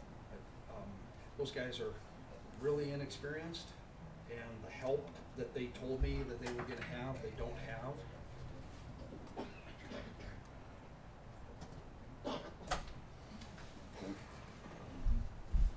this is I know this is a tough issue. He's a tribal member. You know, that's why we hired him in the first place, you know, with the thought that he was gonna get some help. I don't think it's in your guys' best interest to continue. Right, a couple of things. You got supporting documentation to justify what you're saying? You do. So in your professional opinion, the workmanship is not up to standard? It's not up to, it's not, I don't think it's acceptable. Okay. For the last 2 weeks, they've been working, you know, trying to, mostly Mike, you know, Lonnie's been down there too, but they're, you know, they don't have a lot of they don't have hardly any carpentry experience. And any time that you're trying to do a new kitchen and a new bathroom, it's really difficult to not have, you know, the trim experience and the, you know, the fine detailed experience to perform that work. I guess, you know, I like Lonnie and I like Mike. I think they're good guys, and I know Lonnie's had some issues, and he's trying to get his stuff back in order and proceed on. There's no question that's what he's trying to do. But I think if we're going to continue contracting with Lonnie, I think it probably needs to be on some smaller contracts until he can get some experience. And I think we should let him keep going on the siding project, and he's got to do some cleanup, I think, on the concrete project. But you know, that's been acceptable, and the siding work is in front of Mick Armel's house, and Mick's got a lot of carpentry experience, and Mick just said, he goes, I'm going to be out there every hour they're out there working. He goes, it'll get done right, and you know, and I'm out there too, but I can't be out there all the time. But I think we can continue on. It would be my recommendation that we continue on with smaller contracts with him. I'm not saying we should ban him from any work down here, but I think that project down there is over his head. So with those, the workmanship, has it resulted in change orders? No, it's not really, it not to this point, it has not, no. Okay. Then the money we're talking about, this job is USDA money, correct? Yeah, and if we don't have it expended by the end. So what happens, do they come out and review the workmanship that what's been done? They had, I think it's maybe their contract rep comes out. I don't know that they send out a construction inspector, but they come out and inspect the status of the work, yes. And most of the problems that, you know, that we have are aesthetic type issues. Very visible to the untrained eye. But yes, we'll lose the money December 31st is what I'm told. If we don't have all of the work done by then, the completion date in their contract is December 31st. So we have to have the money spent by then. The kitchen project was about $47,000, I think, and I think we've paid him around 40. We owe him $6,000 to right now, and they're working on the punch list stuff, and we're gonna get the punch list stuff all taken care of. But we owe him some money. I think he owes one of his subcontractors. He owes the plumber and the HVAC guy. I think he owes him about $2,500, and the rest of it is gonna be Lonnie's money once he gets the items done. So, and you know, I'm like I've said, you know, I don't dislike those guys. I'm not trying to do anything to, you know, purposely, you know, that's purposely detrimental to them. But I think they probably are in over their head on this project, and I think we need to have a more experienced carpenter on site. So because of this, are we on budget, or are we gonna be over budget? We're not going over budget. Okay. We only have, I think we have $96,500 for this project, and there's no change orders. There's no ads. Okay. And the bids came in higher initially, and before we met with the council and presented the numbers to you guys, we went through several items that we backed out of what was in the original plans to get it down to the budget amount. So we're not gonna go over budget on this. The money's not there, and I'm not gonna come back to you guys and ask you for more money. I'm not gonna do that. Kenny? So my question is, you're saying that, this contractor, this current contractor, his work is substandard, he's not a finisher. And so, we're on a timeline here, and you're saying that, that money's obligated to be spent at a certain date. And with this individual being incarcerated, that puts us back on this completion. Is that what I'm hearing? Well, I think that's one of the critical concerns, yes. Okay.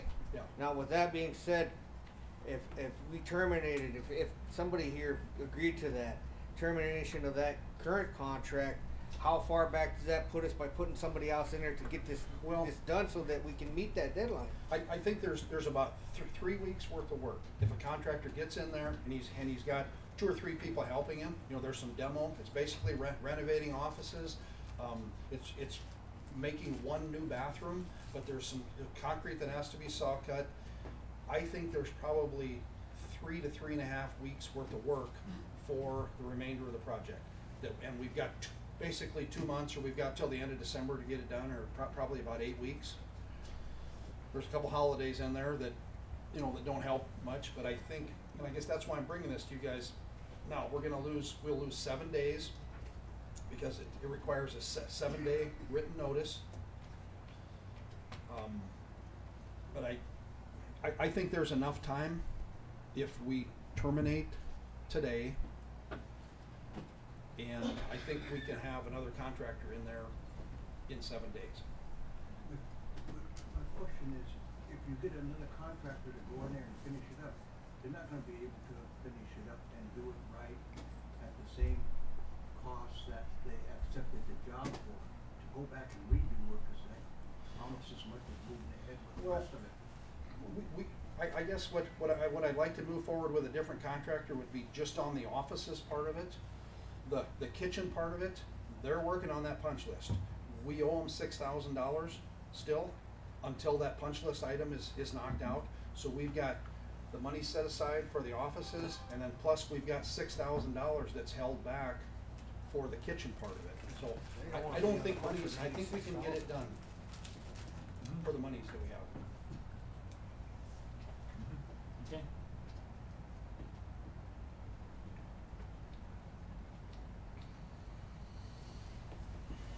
How many items are on the punch list? The original punch list I gave them a week or so ago, I think there was 25 or something like that. You know, some of them were pretty cosmetic, but it was things like, you know, he called me 3 times and he said, we're done. And I said, no, you're not done. You know, this was several weeks ago. I said, I know you're not done. I said, you should be able to walk through there without me spending a bunch of time putting a punch list together with 50 items. The 3rd time he called me and said they were done was about a week and a half ago. I went down there and looked at it, went through it, you know, took multiple pictures, and I've shown some of you guys, you know, a lot of those pictures. I put a punch list together, and there was 25 items on it. Some of them were aesthetic, a lot of them were maybe drywall blemishes, not having cabinets screwed together, gaps on the backsplash that switch plates don't cover, doors being hung crooked, a lot of more cosmetic type things that you know, they're getting addressed. I had facilities. I talked to James last week and I said, can you have Al and Merle come over and help them hang a door because they couldn't get a door hung straight. So just little things like that, you know, that are on the punch list. But the punch list items, the 25 items that are on that list, most of them are not high dollar items. I don't think any of them are real high dollar items except for the floors scratched up pretty bad. They didn't cover the floor up well, so we've got a scratched up, you know, a couple $1,000 floor that's scratched up. I'm going to see once they get it cleaned up, you know, see how visible the scratches are in it. But we've got, you know, places like where they're hanging a door, when they're hanging the door, you know, doing this, where the door is, you know, just scraped a radius or an arc around in the new floor. So some things like that. The floor is probably the only item on there that has a dollar value over a couple $100. The dishwasher's hooked up now. Just, you know, just a lot of, you know, small things like that. So if the council decides to terminate the contract, is there a possibility that work would stop and you wouldn't? get I those don't think items? so. I think, you know, when I try and manage a contract for you guys, it doesn't always work this way, but my goal is to try and keep you guys ahead of the contractor from a money standpoint, and you guys got $6,000 yet that needs to get paid to him when he's done. And I don't think, you know, he's done most, or probably more than half of that punch list is done now. So he's not gonna walk away from that $6,000. And if he did, if he's willing to walk away from that $6,000, we can get contractor to come in there, finish it for less than $6,000. I think we're, you know, we're in the driver's seat as, you know, as far as, you know, I don't like to pay until after the work's been done. So I don't think that's a problem.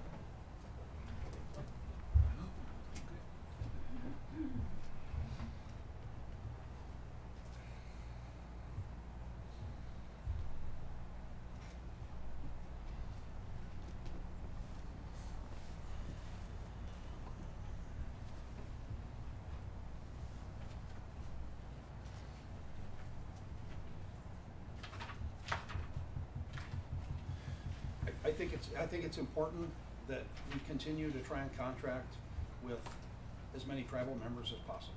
And that's been my goal for the last 20-some years since I've been here. I know that's important. And when I bring, this is probably the first time I ever brought something like this to you guys. Never had to do this, you know, something like this. And I mean, I beat this thing to death for the last couple weeks, and it's not, I mean, I'm not enjoying this at all.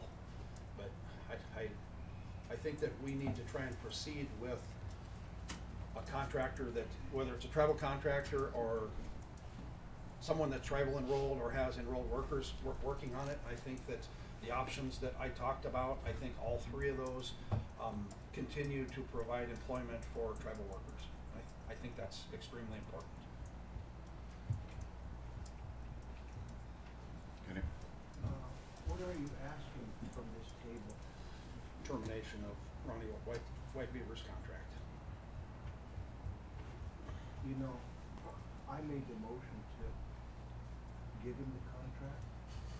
I think it's only fitting that I make a motion to terminate it. I would hope that the rest of the council members would take that same action in future situations like this. I know I'm gonna have to answer for why I made that motion, but I can always say, hey, I made the motion to have the contract due. So, Mr. Chairman, my motion is to terminate the contract.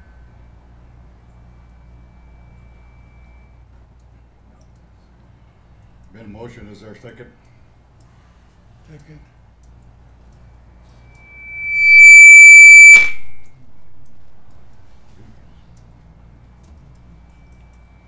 Been motion second to terminate the contract with Lonnie White Beaver. Lonnie White Beavers. Any further discussion? What guarantee do we got, so we don't have to pay back that 96,000 if we don't get that done by that date? I don't wanna be on the hook for 96,000 if they don't get it done. We need a guarantee that's gonna get done. It'll be done. He's gonna I get don't another think we have that now contractor. as a problem. With the contract we have now, I think that's a bigger concern. That was all I had to add to that. Whatever we get, we better get it done. Sooner than later. Okay. Any further discussion? Any objections to the motion? I'll abstain. Call for vote, favor? 1, 2, 3, 4, 5. No? Abstention? 2. Motion passed, 502. Chairman, can I say one more thing? This is not something that's just come up in the last couple days. You know, I think I've talked to, I don't think I talked to Louis, but I think I've talked to everybody else up here about, you know, concerns, you know, over the last couple of weeks. So I guess that's the point I'm trying to make, is that, you know, this is not something that's just all of a sudden happened. And I know it puts you guys in a tough spot, but we need to get it done, and it needs to be done right. It don't put us in a tough spot if we do what we're supposed to as council members. This wasn't a rough thing to do. All right, thank you. You gave me a report. Which I read. Thank you, Ron. Okay, moving on. Tribal council items, MF salary for discussion. Is this yours now? Yes. Okay.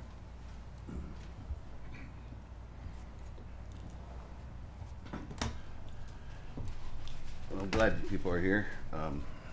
As you heard me, when I got elected, I would not accept a salary. And I firmly gonna stand to that. I guess my question is to this table is, I did find out that the budget was already had been approved. I did not know that. And I just want to know, how does this work that we get what I was approved for or allocated? I would like to donate to the Boys and Girls Club. That's my only concern. Along with that, with some of the issues that's been going on with this, and being in the community and things, you know, to be honest, there's no way around it. It seems like there's an issue at this table that why I'm not taking that salary. This is my people's money. I feel very honorable to do what I'm doing. And I just been kind of rattling my brain of the things I've been hearing in the community. You know, I've heard they're trying to get rid of me. I've also heard that. And I just can't understand why, what the issue is that I'm willing to sit at this table and honor my people and not accept $1 from you to do so. And then to go back to some of this, step back just a little bit about this food distribution program here. I didn't involve myself in the bidding process. I was asked to bid on the project, but I didn't, because one of the other tribal members' husband, you know, does the same work field and, you know, line of work. So I decided just to, you know, not be interested at all. And talking with Ron, I know we're under the situation of getting this stuff done. I did take it upon myself in the last couple of days, this weekend, to come up with numbers so we can get this project done, so we're not stuck with that situation. I don't see a conflict of interest myself if I was awarded to finish this project down there. No, I did not go and ask and seek this work. They came to me to ask what I could do, if I'd be interested in it. The thing is that's coming across is we've got to get past these guys first. These are USDA funds, nothing to do with tribal funds, the way I understand it. I'm willing to work and make an honest dollar. Simple as that. So I guess just, you know, where do we go from here? I mean, does the money going to get allocated over to the Boys and Girls Club? For one, that's one I'd like to know. And if I am selected to finish this phase of this project, with the numbers I have, I still don't come to that number yet of what's left. So in other words, I ain't gonna be able to spend all of it, what's left. So I'm just telling you guys that as well. I mean, what is the problem here, I guess, is what I'm asking you. You can tell the people that this is their money, why I'm not taking $1. That's all I want to clarify that up. I don't see anything wrong with it myself, nor do the people. So I would ask that, you know, if whoever's at this table has an issue with that, and then you tell the people it's their money.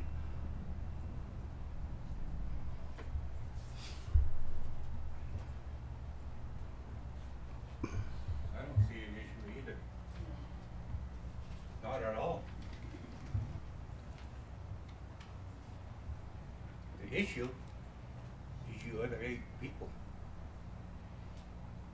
If you look in the bylaws of the Constitution that we have here on this reservation, and it also states in the Constitution of the United States of America that any member, such as Mel, has his own business. There is nothing wrong with him going and doing business if it doesn't interfere with his tribal business. So if what Mel is saying is true, then each one of you stand up and tell the people what your issue is. Because Mel refused to take his salary. But I know that some of you are sitting there, that's the only reason why you're sitting there. And you were put here by somebody other than your own self and your heart. You were asked to sit at this table by the other side, because I know that there's 2 sides up to this table there. And you know that hate is still out there. And I know because I live here and I go around and I hear things out, and also at the casino, because I also go there quite a bit. I'm not backing out because he's my nephew. I love him because he is my nephew. I'm saying that because it is in the Constitution. And it's also his privilege to sit at this table because he was elected just like the rest of you. Just like the rest of you, he was elected by the people. Some of them were sitting here.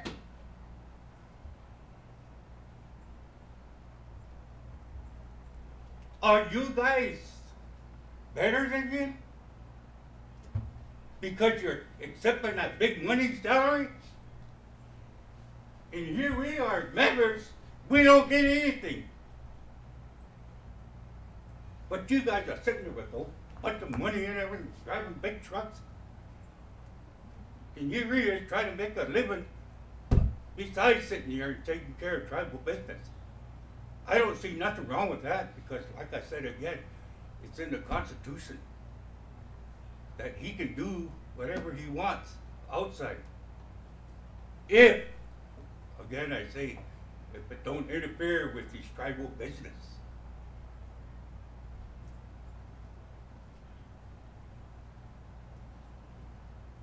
Some of you sit there and vote on anything. Anything that comes up, you're voting. I told Malice, you know what? So when you vote, think. Because you know what? Common sense will tell you whether is what I'm voting for, is this right for the people? Or is it right for each of you? Is that right? Again, I say common sense will tell you whether to vote right or wrong. Not because you're sitting there and voting for yourself or some of your people, like some of you do.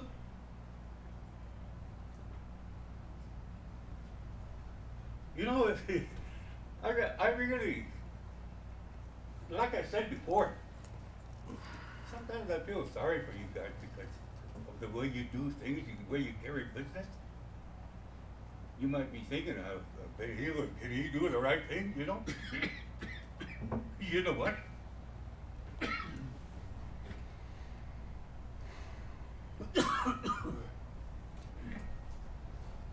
I wouldn't be for myself. I'd be for the people. I'll tell you to your faces right now, if I was sitting at that table, I would use common sense, because that common sense will tell you, again, like I said, will do the right thing for you and the people.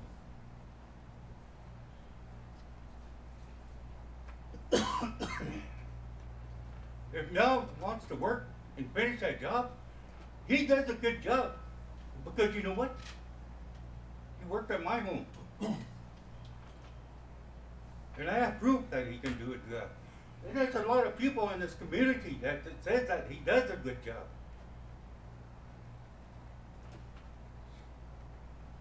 If Ron come up here and told you these things that he did this morning, or this afternoon, or whatever it is, Ron Norm was right.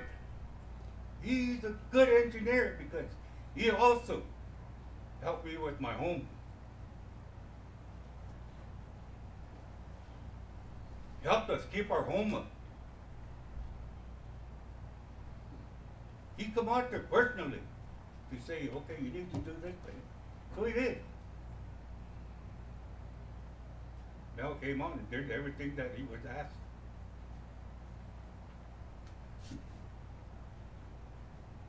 And if Mel wants to do, I couldn't understand him right, you know, if he wanted, where his money was going to the boys and girls home. What's wrong with that?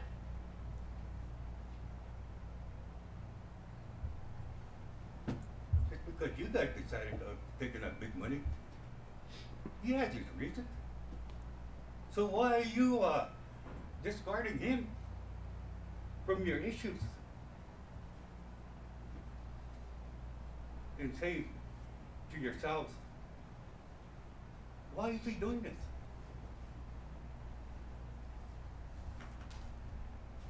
Why is he doing this? You know, I would think to yourself, sit down, go home and sit down and talk to yourself and ask yourself why. Then he said, common sense will take care of your issues. If you just use it, common sense, if you use it right.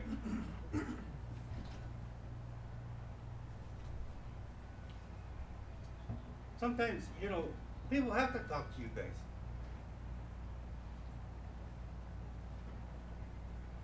I just came over just to see what was going on.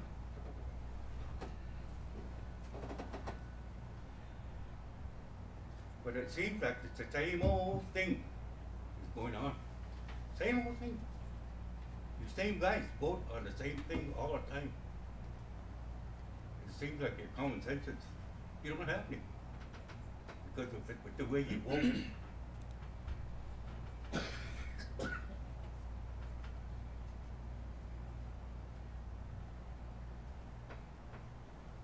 You already passed a motion on item 4. So, you know, big money there.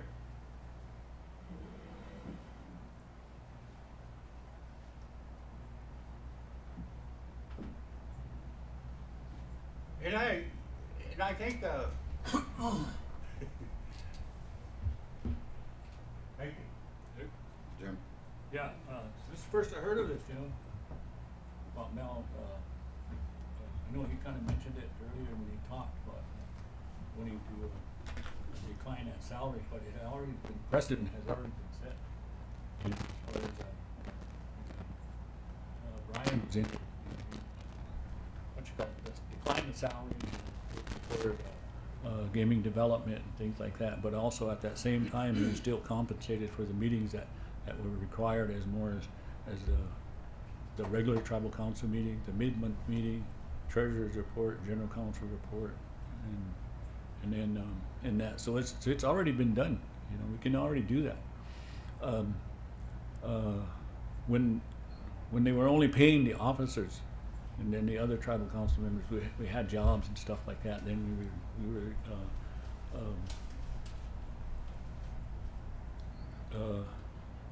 we were given a stipend for the meetings that we attended. You know, like I said, the mid-month and regular meeting, treasurer's report, general council report, about 4 or 5, and then so that's already been done. It's in place. So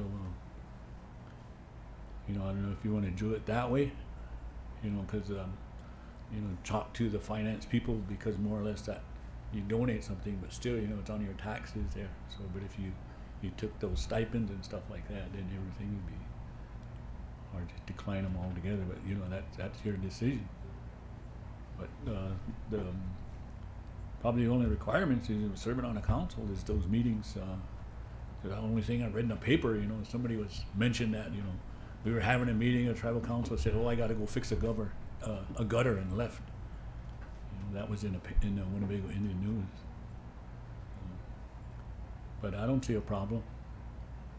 It's been done before. It already has precedents already been set. So. I kind of like to weigh in with what Jim says. The precedent has already been set.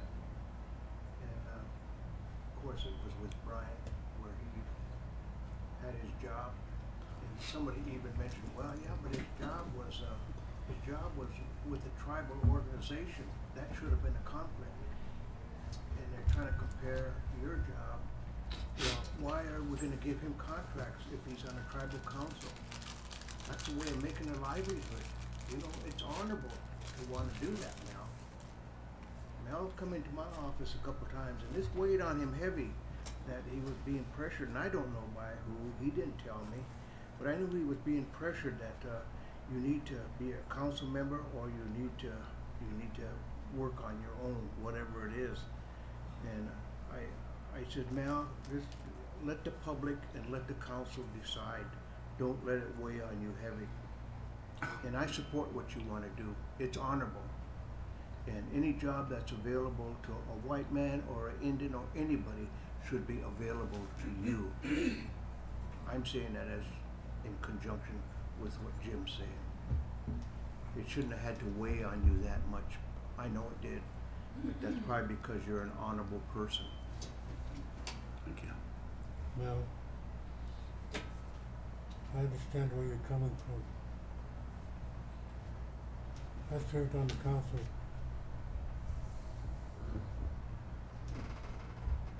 I served on the council when we didn't have money for salaries. I spent 5 years as your chairman. I never got one damn dime except for per day, which was like $16.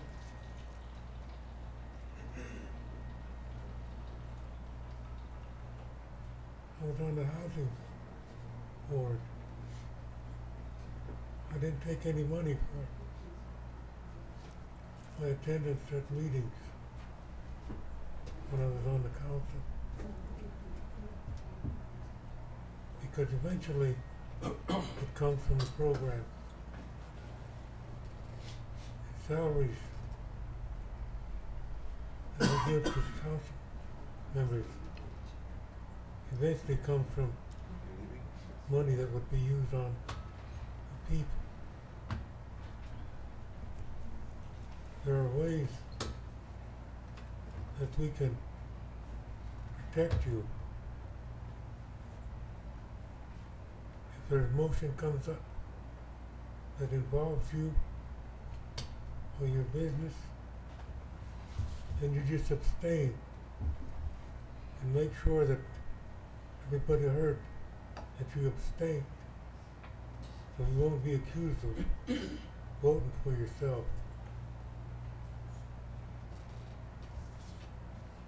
You did work on my house. The only thing I complain about is that your compressor doesn't have a shut-off. But we got used to it. I see you as a fine young man.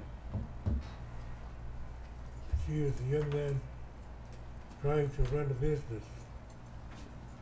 And I have a lot of respect for you. I would not go around and undermine you. If I had objections, I'd talk to you Winnebago to Winnebago, man to man, and we'd get it resolved. But I'm not I would not consider doing anything that would undermine your credibility.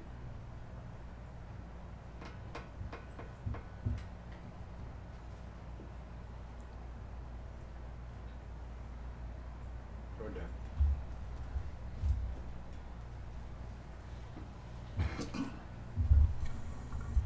I just wanted to kind of reiterate some of the stuff that Louis said. I remember the days when the tribal council didn't get paid.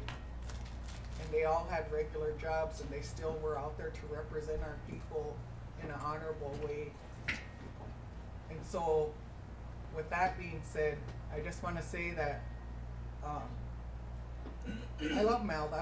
That's my brother, you know. And then when he very first talked about running for the tribal council, he said, "I'm not going to take that money." He said, "because that money can do some good someplace else." And so look at our Boys and Girls Club over there. When you go in there, they're short-staffed. They're operating in this little tiny space, and then we're worried. We're always saying, "Our children, our children." You know, that's an honorable thing that he wants to do, to donate that over there, because they're desperately in need of that. And how many of the rest of you would be willing to donate part of your salary to someplace that you see the need? Because there's other things that people can do. You know, we talk about it all the time. I remember back when people were saying, "Yeah, when I get in there, I'm going to cut that salary down because they don't need to have that much money." But every time somebody gets in here, that green starts to corrupt them. And so think about it. I submitted 2 letters to you guys, and it should be the simplest thing that you could accomplish, but I haven't heard one word from anybody. I came down here personally 6 times now.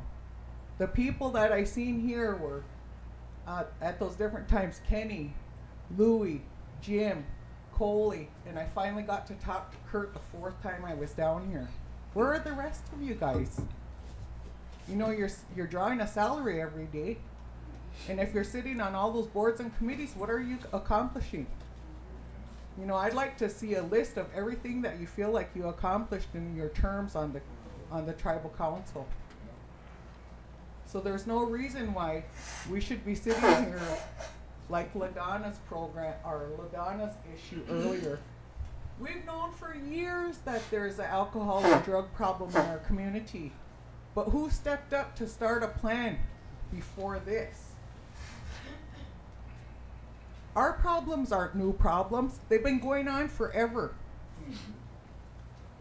So, you know, what's happening? Why aren't you guys working together to develop plans that serve all of the people? There's no reason that we should be sitting here in this position. We always talk about it comes down to money. But look at the budget. How much of your salaries and benefits does that budget contain? You know, I'd like to know that number as one tribal member. I don't know who else. But every time you guys take a salary, it should be commensurate with whatever your experience and your education is. You know, these guys all have experience. And what are you doing every day to earn your dollars? The community needs to know that. There's no reason why we shouldn't know. But I told you before, I'm going to be down here every 15 days until I get some kind of response to my letters that I've submitted to you. I've been trying to just keep it on a personal basis with everybody. But the community needs to know that I've asked for this information at least twice now. And I still don't have it. And nobody's contacted me and said anything. And that should be one of your first responsibilities, is reporting to our community what you guys are doing. And if you're more transparent than the 9 that were removed, I want to see that. I appreciate your time.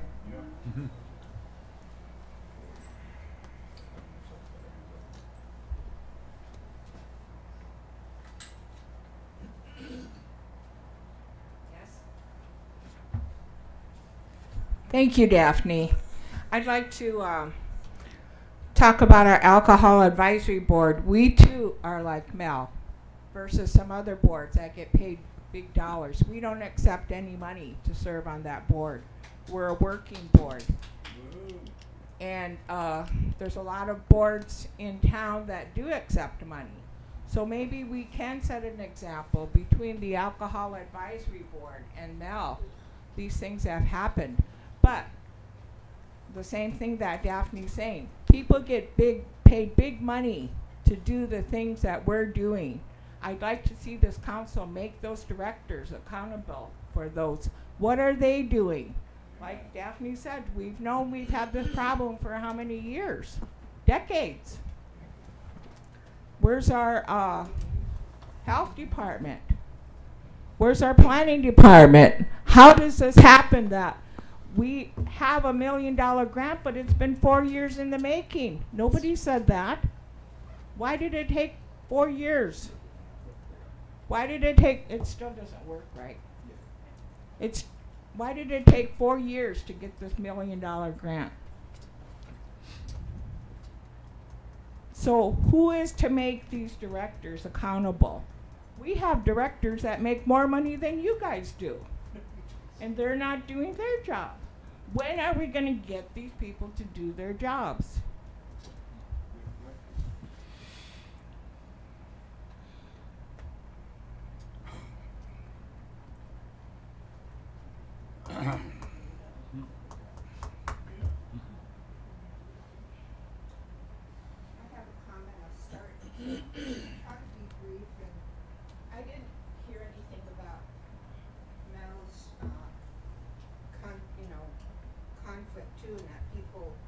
People were saying things about what he is doing as an honorable thing. But I remember the days too. My mother, I used to turn the light off in the middle of the night when she'd go to sleep. And she'd have papers all down her bed. And then she fell asleep with the whatever she was reading on her chest, and I'd go in there and turn the light off, because those were the days too that tribal council members didn't get paid. But times have changed, and the issues are more complicated, etc.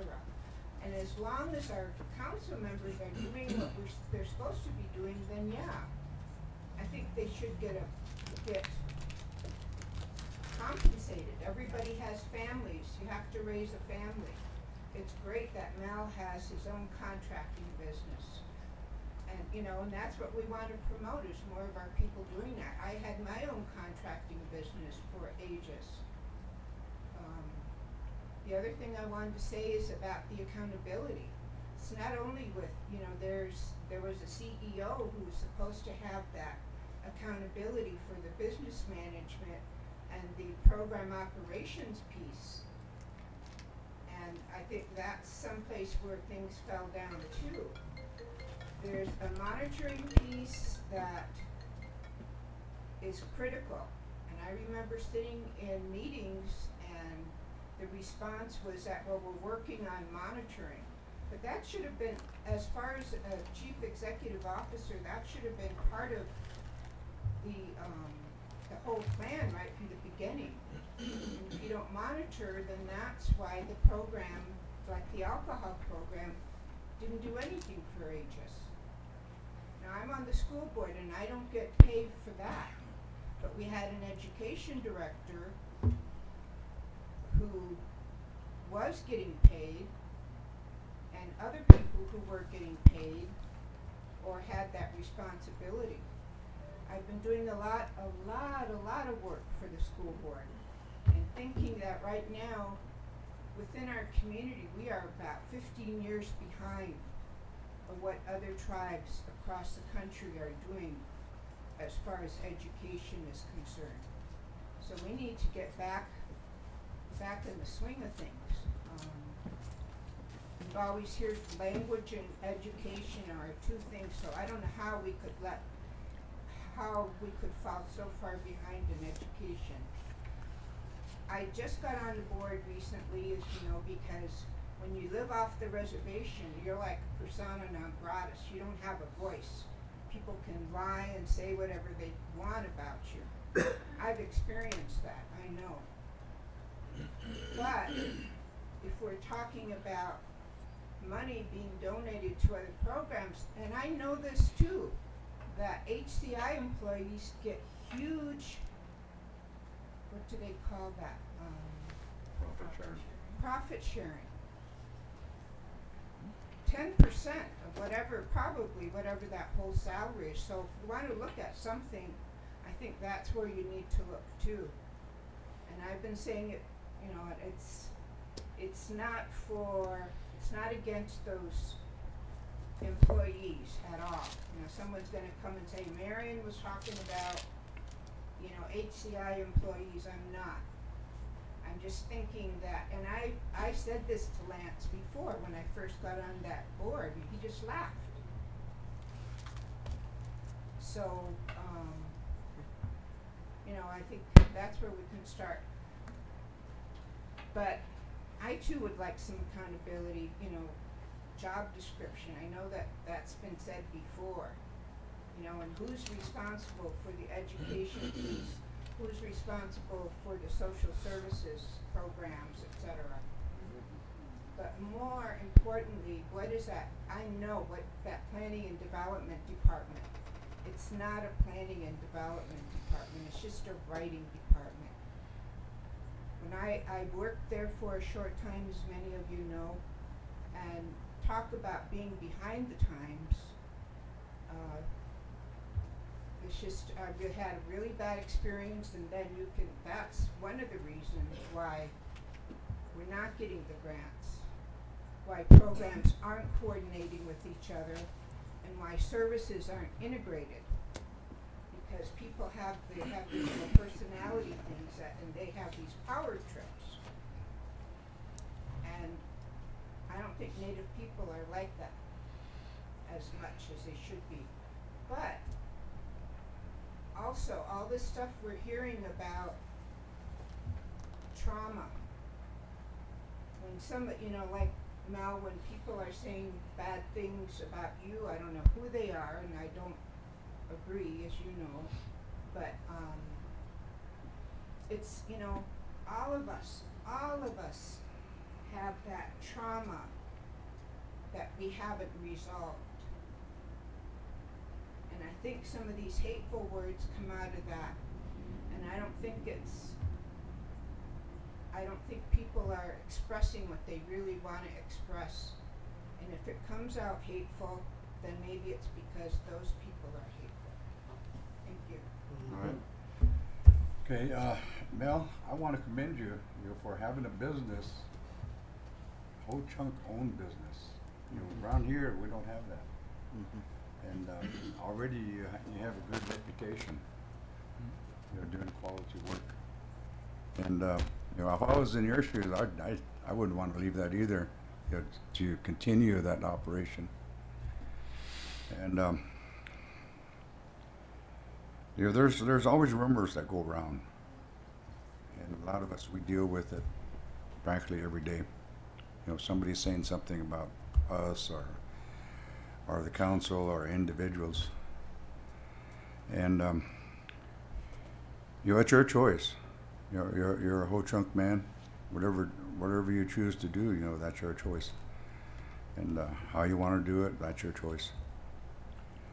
And I don't think that any of the council members are going to fault you for that. But if I was in your shoes, you know, I would make sure that, you know, my business continues. And you know, as the one taking a lead in your business, you know, I wouldn't want to let that go to the side and do this full time. And you know, whatever the concern is for the salaries, I talked to the CFO, I don't know how long ago, 2 weeks ago, 3 weeks ago. His concern was the taxes, and I told him just to get with you and talk about it. And according to what he said, is that even with your donation of your salary to the Boys and Girls Club, you would still be subject to taxes. How that works, I don't know. He knows it. But I don't know if he got with you yet or not. But maybe that needs to be worked out. I don't know. Between you and the CFO. Was there anything more? I'll just brag to this, that choice was my choice. And I had no problems with any of you receiving a salary. Mr. Chair, I kind of wanted to comment on that part. Now, I know in Brian's situation, he just didn't take the salary. He didn't take it. He didn't really donate it to any organization. So if he didn't donate it to any organization and he didn't get any money, then he don't owe no taxes. There's no taxes due if you don't even see it or get it. Right. But if you donate it to someone, then that's a different story. Didn't he accept a meeting stipend? No. No, he didn't. Well, yeah, but I'm not talking about stipend. That's the same, it's money. You got something else here? And then you can talk to your own tax preparer because that's a charitable donation if Yeah. you do it, and you can deduct that from your taxes. Yes. Mr. Chair, I have something to add. Al, I don't have any problem with you and what you do as far as your business. I myself, when I was out there plumbing, I did that as well. And you got to get out there and hustle. And so more power to you in that regard. And what you do with your wage as far as what you want to do is donating it towards a program, that's good. Do it. That's your business. That's your choice. That's your prerogative. More power to you with that as well. I only have one concern. And the only concern that I have is not with you. It's how that looks where you may have some influence over something. Not that you would do that. Okay? And so that's the only concern, because out there, those people out there, they're going to take something and they're going to run with it. And it's going to turn into all kinds of rhetoric. Then it's going to come back over here.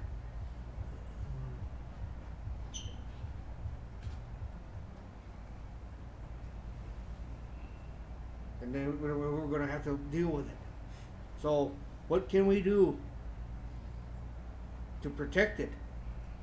Your integrity and what you're doing with your business, so that it doesn't appear that you're influencing any of these contracts with HCI or with the tribe, because the business is here on the reservation. Yes. See? I'll exclude myself from any of that stuff. Simple. What do you, I mean, good enough for you? It is.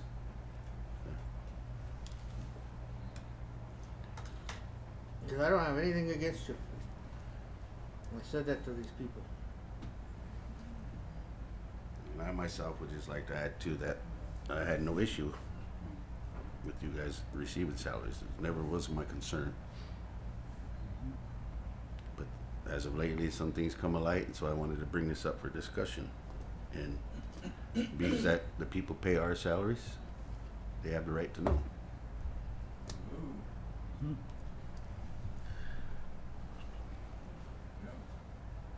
No, if I may add to the discussion, so you know where I'm at. I love you like a brother.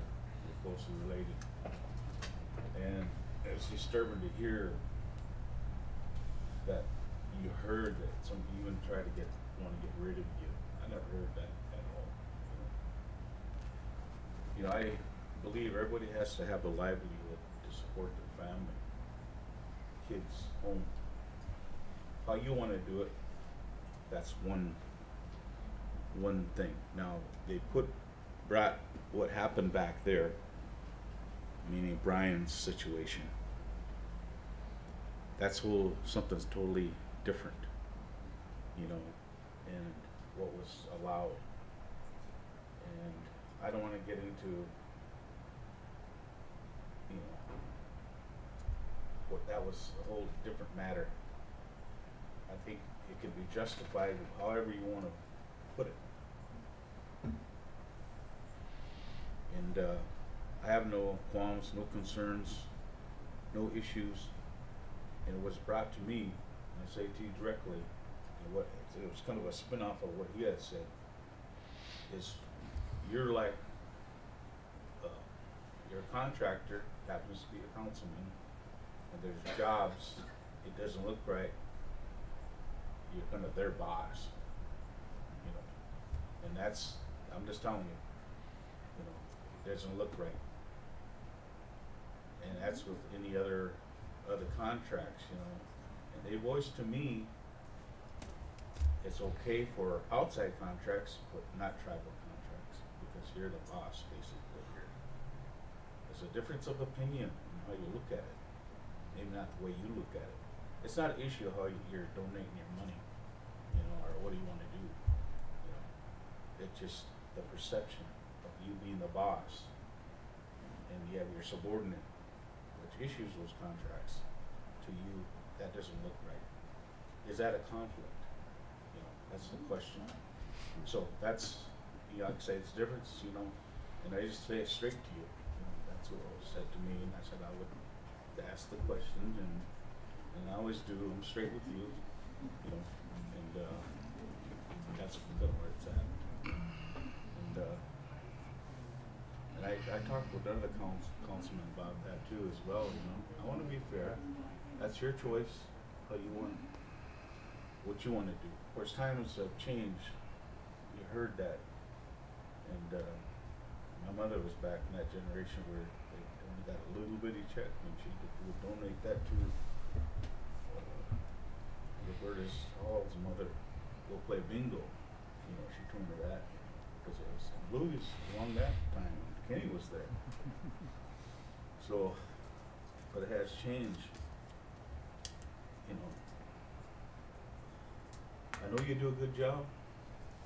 You know, I know that you're a good person. Try to do the best, you know. And I know that the housing entity down there have given you multiple contracts. You've done a good job because they had no one else to fall back on. They called upon other contracts within the community. That's their livelihood too. And for some reason, I mean, they didn't have the insurance, you know, and you have. You know, that's additional cost. And so that's the seriousness of it. You're handling it in the way you're supposed to handle it as a contractor. And that's going to personally want. You know, it speaks for itself. Just like earlier today. That's what happened. You don't have that. I know that of you. So that's I just bring that to light, you know, and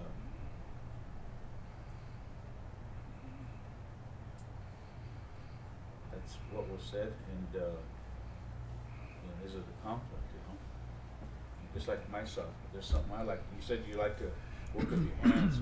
You do something. I enjoy that, right? Yeah, that's like with me. You know, I like music. You know, and it's like me telling them over to Vegas, well, I want to give me a job. I want to play music. I can't do that. Although I want to play, but I can't. I put that all away because of the conflict or the perception of the conflict. You know?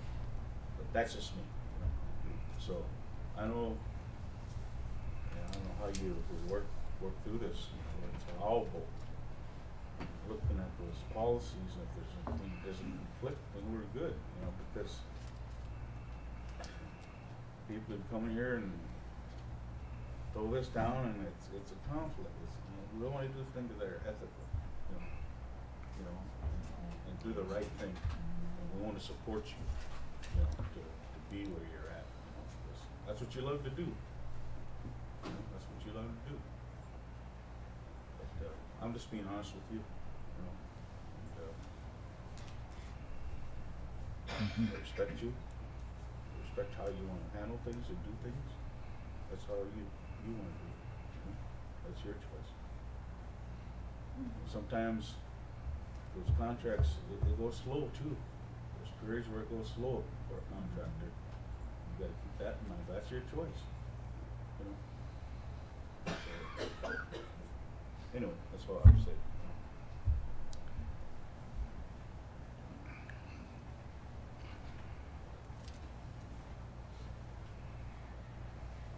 I want to apologize because you guys are probably getting sick of me, but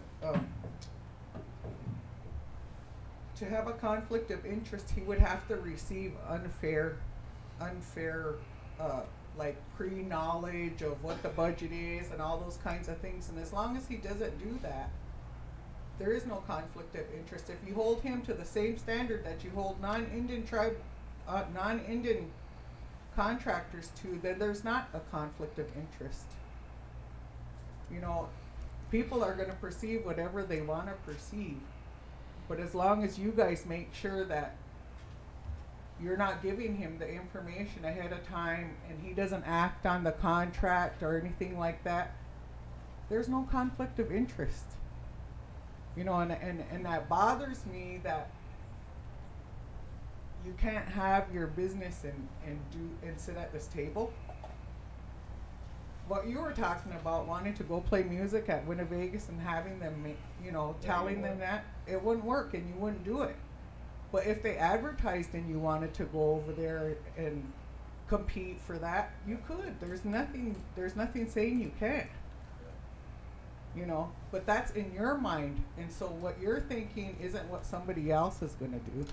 I would do that. Well, that's admirable of you, but what I'm saying is that that's not a conflict of interest until he gets unfair advantage just because he's sitting at this table. And the other thing is you guys make exceptions to the rules all the time. You swallow all the rules when you start making exceptions. You know, there is no rule because you made one exception. That's just like I know that there's people at this table that have created positions for people in this community and they get hired without that position being properly advertised. What's that? Is that a conflict of interest? Mm-hmm. It sure sounds like it to me. So when you start talking conflict of interest, make sure you're applying it to everybody and not just one person.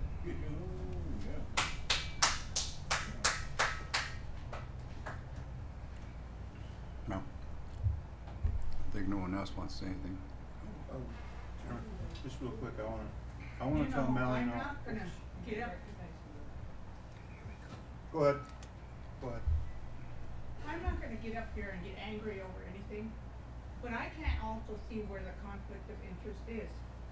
Because if a contract comes up to have some work done, Mal don't know what like Daphne said, what money's gonna be paid, how long the contract is gonna be. And if Mal decides to bid on it, he doesn't know what's going on. You know, I can't see any problem with what Mal does. And I don't see why you feel that he's gonna cause rhetoric to come back on you. Why? Because you feel like you're not doing anything? That you're not doing your job and it's gonna come back on you? What is it? I don't understand it. It's just completely mystifying and puzzling as to why you feel like you're gonna get some feedback about why Mal got a contract. I don't understand this at all. You know, there is so much hatred, so much gossip that goes through this community that I swear the devil runs this community. Yeah. I do, because there's so much hatred here. There's so much dislike. You can't get a job around here and do a good job because the community decides to go and pick up your past and throw things at you. You can't do a good job. And that's why I'm surprised that they haven't dug up Mal's past yet, let alone pick on his job. It doesn't make a bit of sense to me. It doesn't. Let him do his work. Let him do his bidding. I don't understand understand it. God said, love one another, abide within me. Does anybody listen to this? Does anybody believe that we don't judge people? We're not the judges. God's the judge. What right do we have to put people down? What right do we have to talk about people? When we leave this earth, are you going to decide if I go to heaven or hell? No. So let Mel do his job. Yes, he's my nephew, and I love him very much. And this is the reason why I got up here. Let him be and lead his life the way he wants to live it. Because he's doing a good job at what he's doing. He's providing for his family. He's providing for his home. So let him be.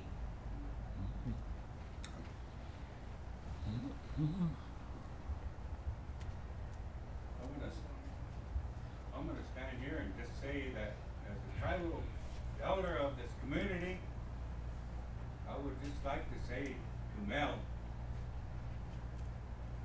to stay on the council whether he makes his choice to go into his own business. Stay on the council and take care of business, plus your business. Stay there. Because the people voted you just like the rest of them. They voted for you, put you here to take care of tribal business.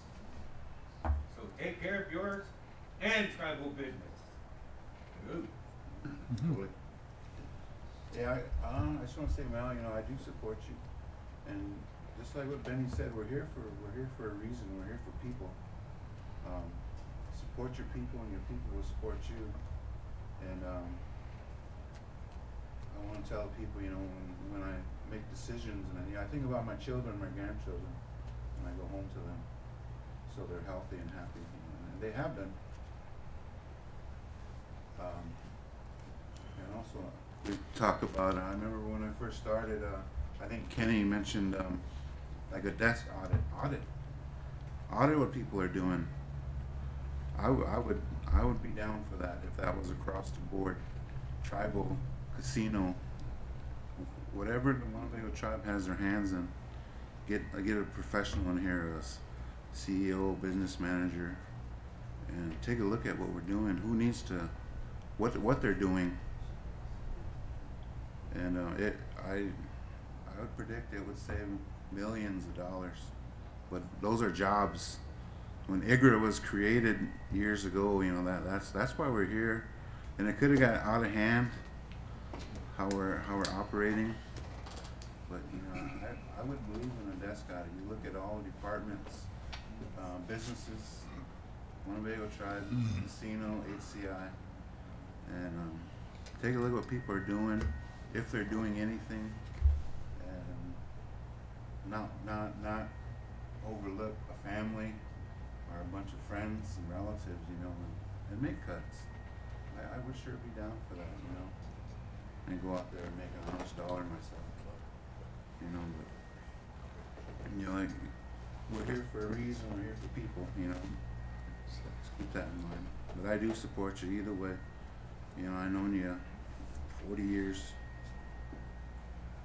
That's all I want to say. Thanks. Okay. Anything else, Mel? What? Jim's got something. Point of order. Mel Frenchman's salary for discussion. I make a motion to approve Mel's request to decline the salary. Second it.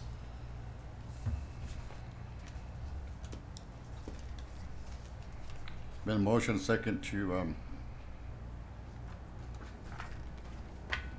say that again, Jim.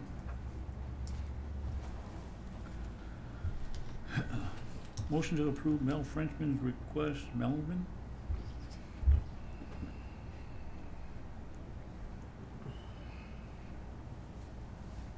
Request to decline tribal council salary. I'll second it again. Been a motion second to approve Melvin Frenchman's request to decline tribal council salary.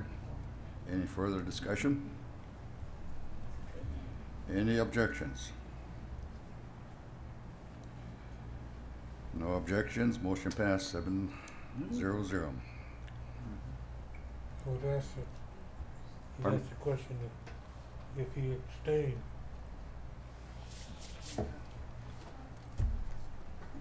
He didn't abstain. Abstain. Okay. See, that's how you do it. Well, too late. Too late. Too late. Is that retroactive? Okay, motion passed 6-0-1.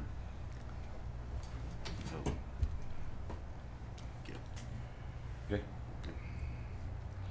Okay, number 2, VK1 trip report, Reservation Economic Summit. Not here. Looks like she's not here. Sick So- leave You got anything on it?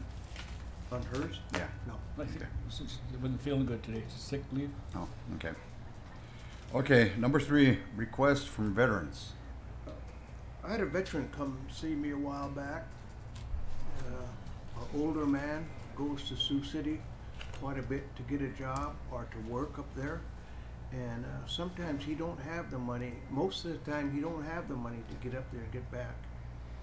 And when Donnie and Herschel were having the bus route, they were kind of lenient about him having to pay to go up there and come back. Since the administrative part of that program has changed, they're kind of demanding that this veteran come up with buying tickets so he can go back and forth. I said, you know what? And he asked me, what could the council do about that? And I said, let me bring it up to them. I'm sure if they really feel the way they do about veterans, we could work something out to where those veterans that want to go to and from Sioux City for employment or whatever would be able to do that and not have to worry about coming up with $5 or whatever it is. So I told him I'd bring it to the council, and council, my request is that we make transportation to veterans to and from Sioux City, that it be a cost incurred by us. I'll move it. Okay. Been motion and second to the motion. Any discussion? Any objections? No objections, motion passed 7-0-0. Mr. Chairman, I would like make sure that the secretary sends a short memo to the Transit Authority telling them that there'll be no cost, and if there is, the council will take a look at it, because they're take a look at absorbing it.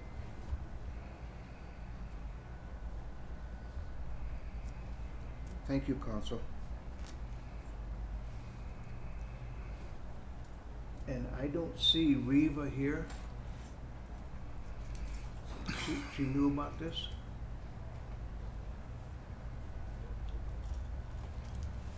Kitty, just, Mr. Chair, when you say vets, just our vets or Our all vets, vets? our vets, yeah. Okay, all right. Yeah, our vets. Okay, number 4, do you want to continue with that, Kenny? I can't, the person ain't here. And besides, I think it would have gone into executive session anyway. So, no show? No show, okay. Mr. Chairman.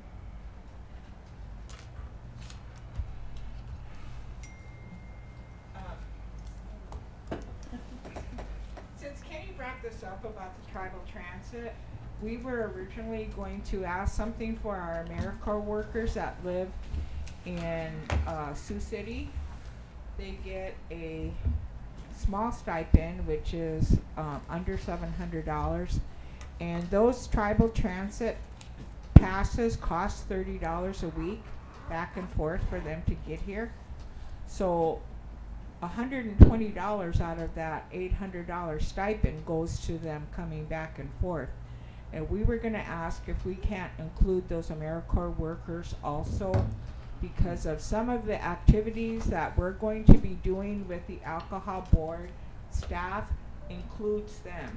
We're going to be using their money that they have to do family activities and be included with them and work with them. So our comprehensive healing plan does include those AmeriCorps workers because they have money in their budget to help us, and we're working together with them. That's one thing. The other thing is that we'd like clarification. In our bylaws, it says that we can remove somebody if they miss 3 meetings from our alcohol advisory board. That person has. So we'd like to get clarification if we can just re-advertise, which you guys said we should, or we have to officially remove them from. We have removed them in our minutes, but does the council need to remove them also? My understanding is that you can remove Yeah. them from your board, but Yes. that if you want a new one, it has to come from the table. Okay, That's my so, and understanding. that's that. Okay, so now we just need, if we could get a decision about our AmeriCorps workers living in Sioux City. You can check that out. with There's the only transfer. 2. How many are you talking? 2. It's, you know Jessica, that little black lady that lives around here, and Denise Milford. You can get the CEO probably could get with Joseph and see why that was changed. Remember when they were transporting the casino workers, and then the casino picked up the tab for the casino workers, so then they start charging the elders and everybody else. But you can get that that justification because that is a state-funded grant that the transit program operates out of. Got, you can check that out for us. Can you say that again? Okay, when they changed over, when the Winnebago Casino picked up the cost of the transportation to the casino workers, and then after that, Tribal employees. transit program started implementing the charges for the seniors and all others who ride that bus. They can go over there or pay down here and get a ticket for, I think it's $25 for 10 rides, $250 But I think Joseph has that justification why they came up with that. Okay, I'll follow up. Okay. Okay, we'll follow up on it. So that's a different decision then? It would be different. The AmeriCorps workers, they work with you, right? Yes. Okay. Okay, just the example that Jim just pointed out, the Winnebago is picking up the transit cost for the employees that reside over here. They're paying for it. So I would assume that your program could pay for that transportation cost. Our program, Atlas? Yeah. You know what you guys gave us? Since they work for you? No, we didn't put that in our budget. Yeah. You guys gave us $16,000. That's what we got. That much? Yep, and that's what we do over here. So we can't afford that out of our budget. Okay, well, we need to do more research. Esther will do that. Right. Okay. Would there be some kind of insurance clause in there with people riding that too? Maybe? I mean, it's kind of like we're going backwards. I mean, we have people here. We have people here that are doing a big service for our community for less than nothing. And then we're taxing them again.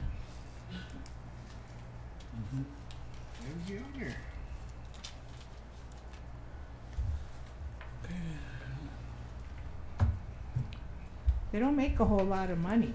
Okay. Okay. Okay, what?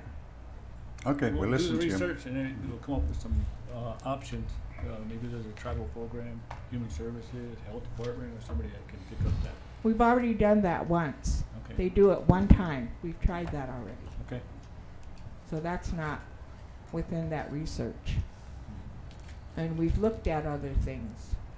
We've already tried all. We're kind of a resource agency over there. So we've already tried these things, and we've even talked with Joseph Painter, and he said to bring it to the council.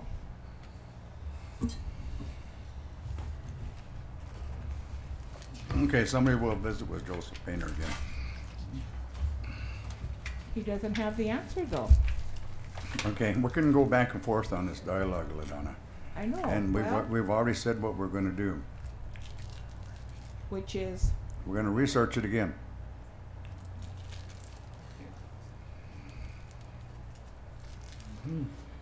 Okay, Chair, we entertain a motion to adjourn. Been a motion, is there a second? Second. Been a motion, second to adjourn. Any objections?